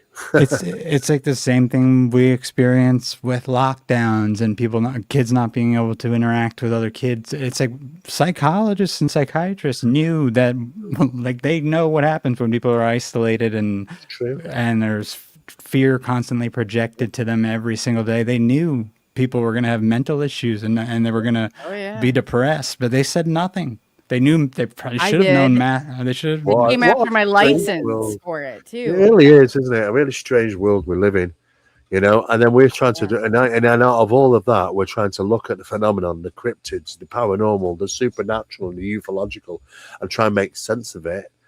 You know, it's very, very difficult. People are still asking questions at the top end. People still think that the government's got all the answers. No. I know. You haven't got all the answers. I can't. You don't even know what to think sometimes. You know? Crazy. Isn't it crazy? They still think the Tic Tac is an R. People think that the Tic Tac SARS is an R. All you got to do is go back to the stealth fighter in 1973 when it was manufactured and flying around. And it was going up against starfighter pilots. Now, starfighter pilots, their aircraft were very fast. But they were reporting, what are these things? We can't even pick them up on radar. What are they, like UFOs or something? No, you've just been pitted against the F-117A Nighthawk stealth fighter in 1973 and 74. Pilots didn't know. They were just out routine, you know, excursion. It's like being in the army, isn't it? And saying, go have a 12-mile walk through the woods. I'm not going to tell you that Company B is going to jump out at you, you know, halfway through the trip, because I want to see how you react. Yep. But I like the way they went out there we weren't armed, you know. They made sure that the pilots, you can't actually have trigger figure, you know, and just in case. So they made sure of that. And then 45 minutes to turn up in a helicopter. And they say, oh, can we have all the radar footage? Thank you very much. 45 minutes later, I'm flipping a cow. Did you know that? It's ridiculous. Come on, what kind of response is this? We have got some wonderful air dominance, like the extrons that are like they swing themselves and use like their momentum and perpetual momentum. We had the drone stuff, you know, New Jersey. We did have phenomena up in the sky. It was a mix, right, of both. They didn't know what to do. So the best thing, and it didn't work, how to dilute the situation. Let's throw all our toys up there as well. Yeah. And then we'll get the FAA to say, oh, yes, we know what they were. We cleared them. And everybody will say, oh, it's all our stuff. There was no phenomena up there. It was a demonstration on a very large scale, not just the US, the UK, and many other places, by the phenomena. Someone knew how to deal with that, and that's to get all our toys up there. What a great way to dilute that situation. It was a very clever move. To be honest. I'm from there originally, so I had people I knew who saw certain things that they didn't know what to make of it. From New Jersey. Oh, New Jersey. Okay. Yeah. So my dad was even sending me videos of certain things he was seeing. But we have a lot of aerospace company, like independent contractors out in New Jersey. Yeah, there's a lot there. Yeah. I mean, I've got some video footage of the sea, the ocean, out at New Jersey where it was being recorded. There must have been maybe 60, 70 objects coming into the sea. The balls are light, but they're going into the sea. And I've got the video of it, and you can see them. But that's not UAP, that's the phenomenon. But it's clever, very clever. And to be honest, it's a very clever move. What they did, absolutely. It did work. Oh, it definitely worked. Oh, so yeah, New York has all those crazy like Montauk and all that stuff up there. That I'm sure that all sorts of testing sites. And who knows how much of that is legitimate, but it deals with the same sort of trauma and years ago. I investigated the Montauk monster on the beach. Turned out to be a skinless, bloated raccoon. Yeah, I heard because I did that investigation, I was called to Peru to investigate the three-fingered alien Peruvian mummies, which are also fake. And that's how I kind of got involved with that over in Peru. We had a couple of trips over there doing that sort of stuff, myself and Barry Fitzgerald. But we were hands on this, and we were one of the first major guys to go in there and do that research. We were utilizing a lab in Sri Lanka for analysis and stuff, and it was interesting that we took a sample because he had long fingers. So he said, well, we need a sample here and a sample here. So we took the sample and we got it back, and the lab was looking at it, and the lab got in touch, said, there's something strange about this sample. Right, what's going on? And of course, when somebody was pressing us, because we were being constantly pressed by the newspapers, and tell us, Steve, what do you know? I said, well, all I can tell you is that they've Sri Lanka been in touch, the analysis team, and said there's something strange about the finger. What? It was alien. It's alien. No, it turned out that sample and that sample were from two different humans. It wasn't even the same bone, But of course, everything went the other direction. And in America, they go, oh, it's alien. And I said, no, it's not alien. But you know what? Everyone loves a story, and those things are still trying to be pushed left, right, and centre. Yeah. It's a real shame, because I know that there's real phenomena out there, and that's what's frustrating. Really, you don't need any of that. You've got enough of stuff going on as it is. Exactly. It's frustrating. So, if your belief system is that strong, Steve, because I've heard this even in the UFO community, as soon as you believe, you're whomped with it. I mean, as soon as you acknowledge, it's like it's like faith, right? It's like, do people see faith apparitions when they're not don't have faith, and they're not in a religion? No, they have to. One precedes the other. The belief precedes the experience. Same for the phenomena. It acts like faith. It acts like a religion. If you believe in something strong enough, you'll start to experience it. I've had people who never believed in anything until recently. We started seeing it all on the news all the time, and then suddenly, we saw one. Never seen one in their lives until then. But you open yourself to a phenomenon like a system that recognizes, and occasionally it will feed back like a computer program. And then if you carry on like that and you latch with this thing and you end up with some type of interaction, even if it's very small, you always got that engagement. It's like a virus, that engagement stays with you. Now, the real problem is regarding those engagements is that I know Gary Nolan's touching on it now regarding the Putamen area of the brain, and called it Putamen, and which is really about perception. It's peri-area of the brain.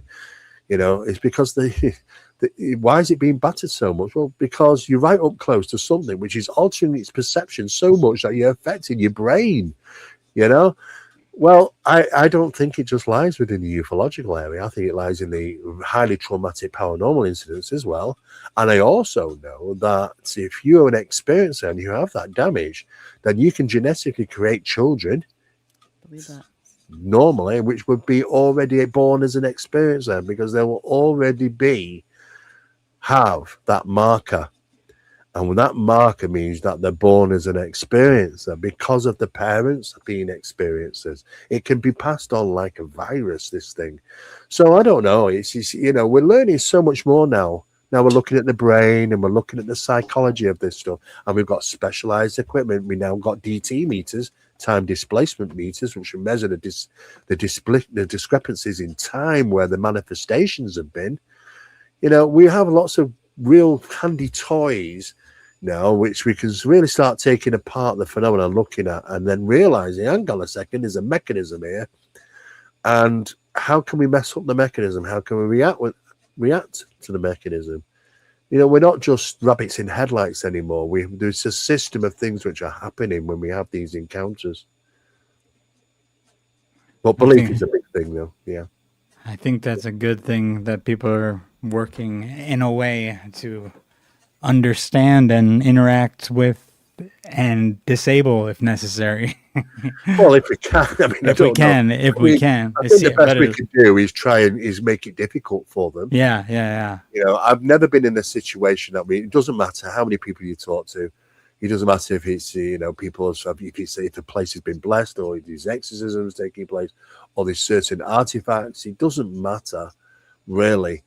You can get around now. They can get around everything, but we can make it difficult for them. Yeah. Or go, places which they don't really like to operate in. And that's a start, man. If that's the best we can do. If that's the best we can do, it's the best we could do. At least it's something. Yeah. I mean, even portable cameras, they seem to work well because they work on batteries. Because they'll switch your power off to get you, so try and get, but look, even then, when we've introduced protective items to a home, those protective items have been taken away. So, we can't, I don't know a way of beating them, be honest with you. And I hear lots of people in comments say, or just believe in Christ. And I said, it doesn't always work. There have been people screaming out their name of Christ and God and all these sort of things. And whilst they're still being dragged by these things across the room and stuff. So it's, what about an inversion, Steve? What if you tried an inversion? Because belief is so important. I was going to try this with every show, because the more people that you can get consciously, your conscious awareness. It's an important thing. Intent is believing thing. But the thing is, how many people out there are screaming God's name or Jesus's name at a time of a profound incident without the belief in it? It's just it's just a word. If you don't believe in it, if you don't have any intent in it, and this is what's happening with people, they think that the Savior is Jesus Christ or God. But if you are not personal to him, it might not work.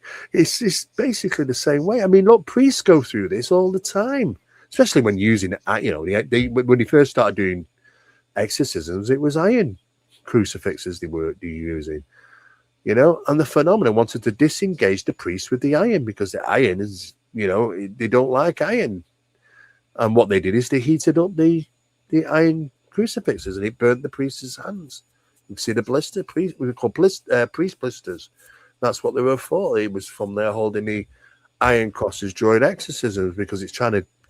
This is why Hollywood took that idea and said, "Oh, let's have the crucifixes burst into flames." It never did, But it was just that they did heat up, though, So and because they were just trying to anchor themselves and battle away, even regurgitate, have the individual regurgitate pennies and things, because they're apports, because it's desperately trying to anchor itself into the environment, hanging on for dear life when they're trying to cast it out, So they try all these different things, but at the end of the day, belief is a good thing, positive and negative, you could say, in a sense of speaking, but it's got to be empowered. And there's no point, trying to get help in spiritual help when you're not spiritual.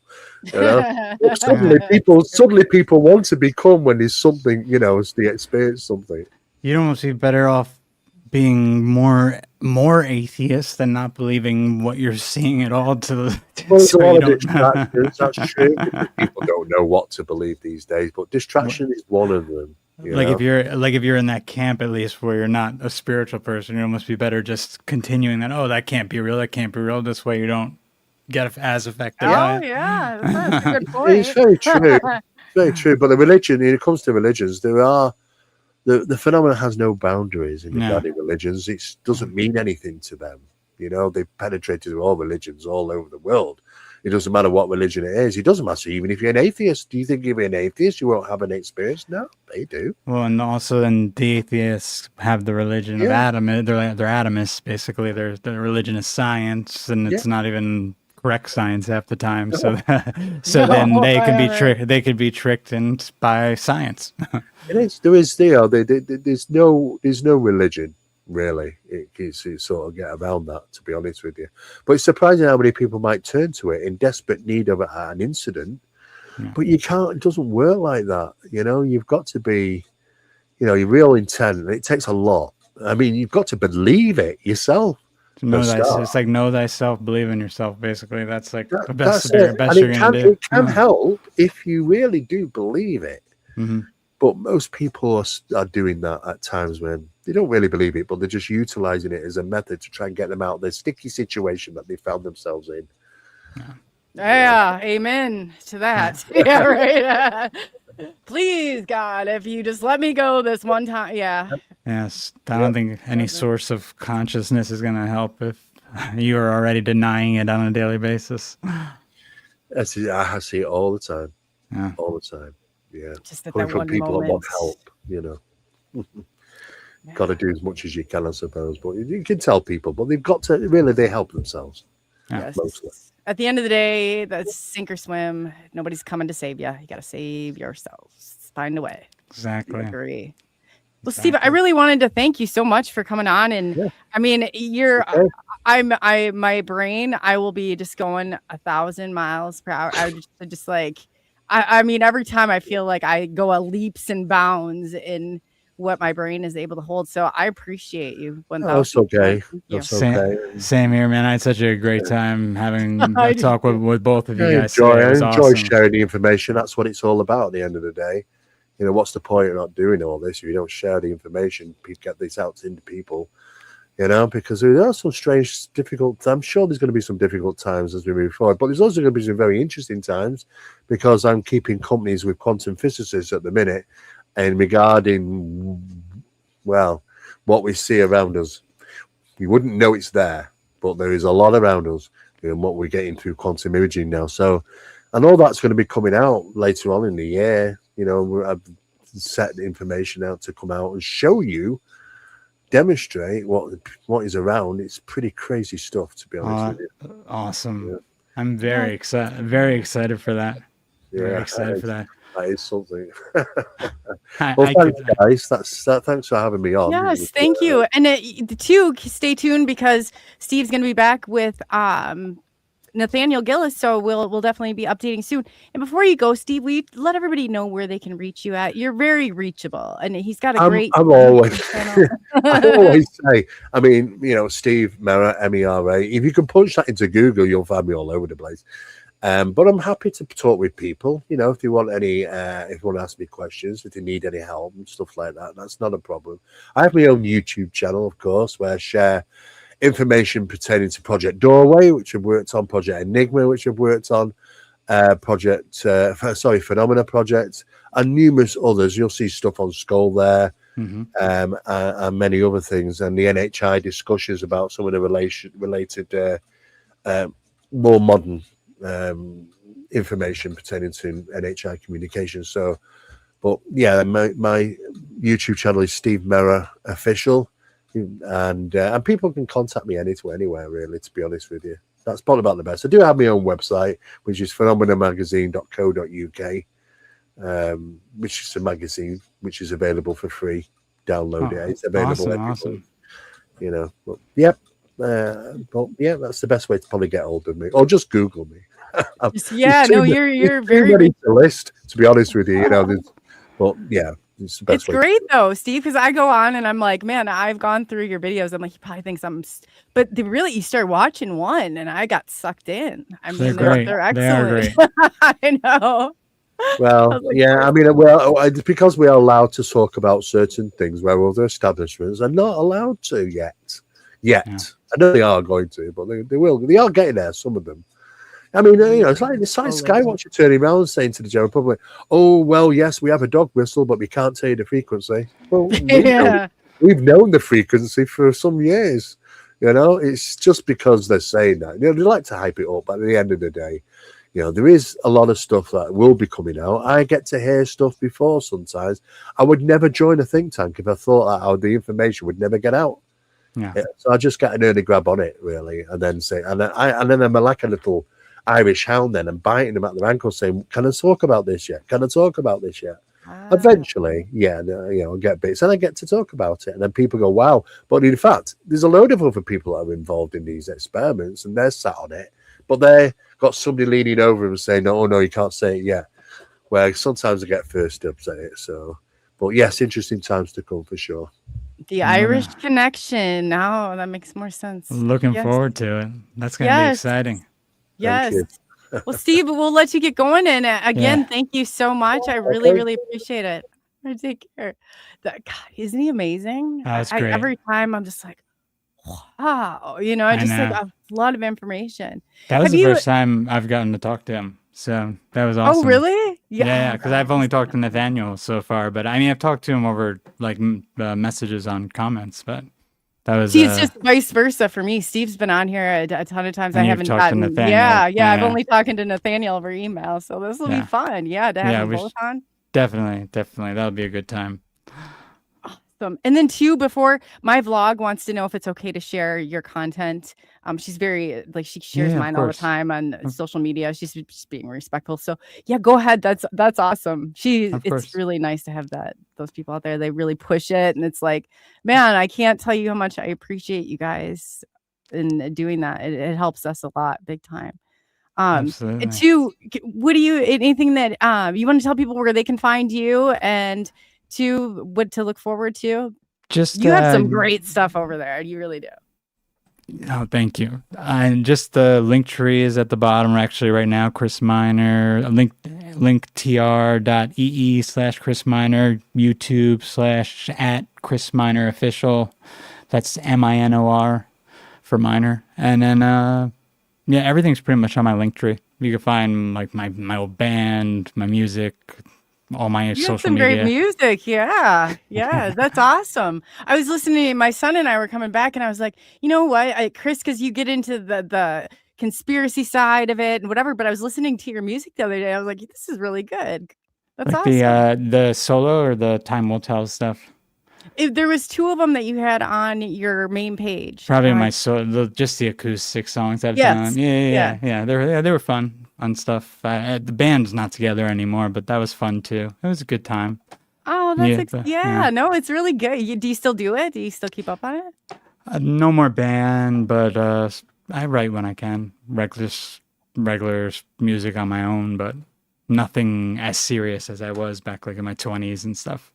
You're gifted. You're very gifted. Oh, thank you. I appreciate it. Awesome. I appreciate it. And two, your occult stuff. I mean, you really have a good handle on all of this. Like, I was really impressed by some of the stuff that you're hitting it head on. Like, I mean, I have to say it's not even me. It's like I'm lucky to have the people who I know who are on a lot of the shows with me, like Silas, like Gabriel, like Ronan, like Jesus, there's so many people. Reagan. You'll see all these guys who just show up in my chat who probably people haven't even seen their channels yet because they have either channels that have been shadow banned or they're just starting channels, but they're smart guys who have been studying this stuff for longer than even I have a lot of the time.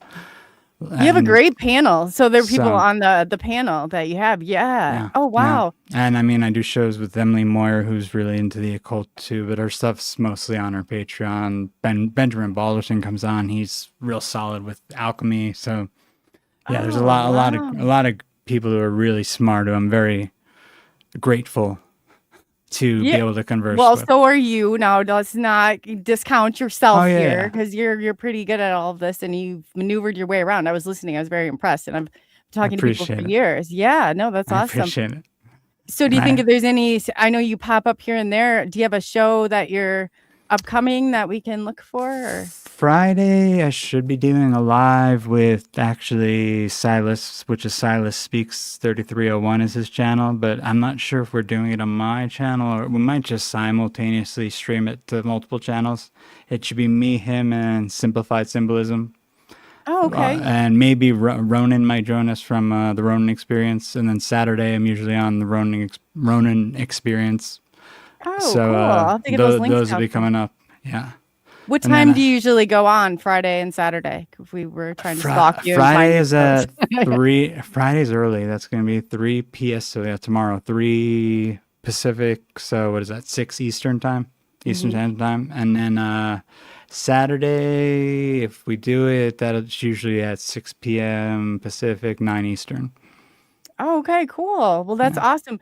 Yeah, and if you do, email your links and I'll get them out to everybody and we'll come over Awesome. and we'll bombard your chat. So Oh, I appreciate it. yeah, and then I'll hook this up as because I saw you weren't streaming, I'll hook it up as a collab, and that way people Yeah, when they that's go to perfect. subscribe, they can go and subscribe to your That's channel perfect. as well. That's perfect. Okay. Yeah, I was like rushing to make sure I No was on time. worries. No worries at all. You sound like me.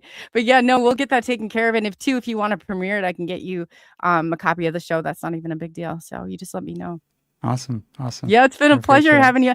Yes, and I look forward to Nathaniel and Oh yeah. I was talking to him right before we came on, and he was like, if he wasn't so busy with stuff, he would have came today. But I know he wants to come and hang, and that'll be a good time for that'll sure. be a lot of fun. That'll be a lot of fun. I look forward to Absolutely. it. Yes. Absolutely. And then so Friday and Saturday, and then too, like I said, if you get those links beforehand, I can get them dropped for you and get everything. Yeah, I'll send them to you after the show. I'll email them over.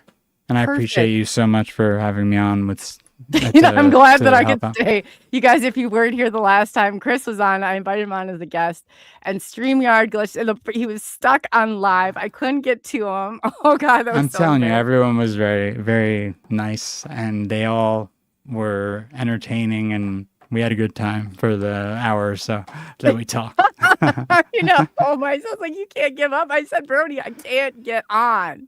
Like it was blocking me every which direction, but I didn't realize it was Microsoft Windows. So yeah, it was like, man, I couldn't even watch at a certain point. I'm like, don't worry about it. It's not a big deal. Oh, and I should even shout out my buddy. Last night I did a live stream, which is partially why I was so a little late today, because it went long, with at Slick Dissident, who has a good channel too. He's Gabe is his name. He's a smart guy. Well, you have a wrench. You can come in here and drop those links, or you can drop right now, or we can go and check it out too, or I can get them and drop them later. But that's why anytime you want to come in here and you got them, drop those links because you have a wrench. You will find them, most of them, all on my live playlist on my YouTube. That's the easiest. Well, go over to Chris's channel then, and let's scour through his stuff. I've been doing it. It's real easy. It's all usually I put them in order from newest to oldest. So now you're organized. Oh, God. Yeah. So I mean, organized as I can be. No, that's awesome. You're doing better than I am. But yeah, again, I just want to thank you so much for coming on, and it's been fun. And let's definitely keep doing stuff. It's awesome because it opens up new avenues. It opens up new people to great channels and great people, and Absolutely. It's a lot of fun. It really help each other out. Try to get each other some new listeners, some people who wouldn't have found us through the algorithm. That's what it's all about, because we're not on the algorithm. Like you better believe not. Like you would think, but yeah. So I really appreciate it again, and we'll get your stuff out there. And again, thank you. I appreciate that. And I just wanted to thank each and every one of you so much. And I just wanted to go through. I mean, absolutely. It's been an awesome show. I can't tell you. And we do have Sunday coming up. We are going to have Phil Graham back on from the UK with the documentary. James Gillian will be on, and Jay Austen will be on. So that's absolutely awesome. They're great people too. I like, different people, different perspectives. I wanted to thank Moon, and we're going to try this out, Blazer. And let's hope this works, because I hope I'm going to probably hit the wrong one. I feel that I am. So let's try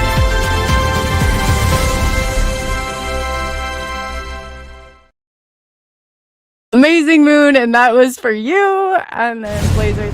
Welcome, new SNX radio member. We're trying to get our crap together over here. So we have some different intros or different videos just to tell you, each and every one of you, how much it is appreciated. So yes, sorry, Blazer, but I'll try it again. We'll try one last one for you. This is kind of fun now that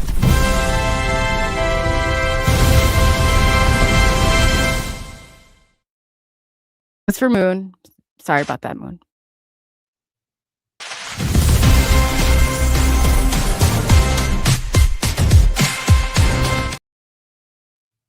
Okay, well. Welcome, new SNX radio member. Let's celebrate with a neon light show. There you go, Blazer. Thank you so much for the 5 subscribers. And Moon, thank you for the super chat. I'm done playing now. I will get that. But we've had a huge, we're at about 220 live people. So this is absolutely great and wonderful. Everybody, be good to one another. And like I said, Sunday, we're going to be on, I believe it's 2 p.m. Central Standard Time. Let me double check 2 or 3 p.m. Central Standard Time, but I will get that out today. So you have that. And it will be a great show for Sunday. So again, I want to thank each and every one of you. Have a safe weekend. And yes, if anybody's interested, I'm going to extend it. Benno, I believe we're going to try and get him on next week. But just so you know, we're having the disclosure desk. And what that is it's opening it up to, like let's say you're not a presenter. You don't come on and do 2-hour shows, but you do have a story and you want to get it out there. I'm opening it up in that way too. We get to know the chat side of it, the audience side of it, and you get to know us better too on this side. So if you're interested in doing that, definitely shoot me an email or respond. I'm going to put something out there with your information and get, hand it off to Blazer, hand it off to me or Maya or anybody. And to Pops, Gary Spikes, his panel will be meeting. We're going to schedule him on the second Monday of every month. So we're going to have an awesome cryptid panel. They are amazing. They're a lot of fun. They're a breath of fresh air. And Pops, he's out. He is working the chats. So I appreciate each and every one of you. And Diane, I'm glad you came. And Shelly, it's great to see you. Moon and Noon, everybody that was here. Your family. So again, thank you for taking the journey into the unknown. I'm Coley, also known as Coley UFO, and we'll be seeing you again soon. So hopefully you can make it on Sunday. UFOs in the night we're flying. Paranormal tales in the air. Cryptid stamps ain't no time to spare. Sasquatch lurking in the park. Deep mysteries always leave a mark. Journey into the unknown. Walk heartbeats begin our own. Dance with the stars above. Pop into the cosmos, feel the love.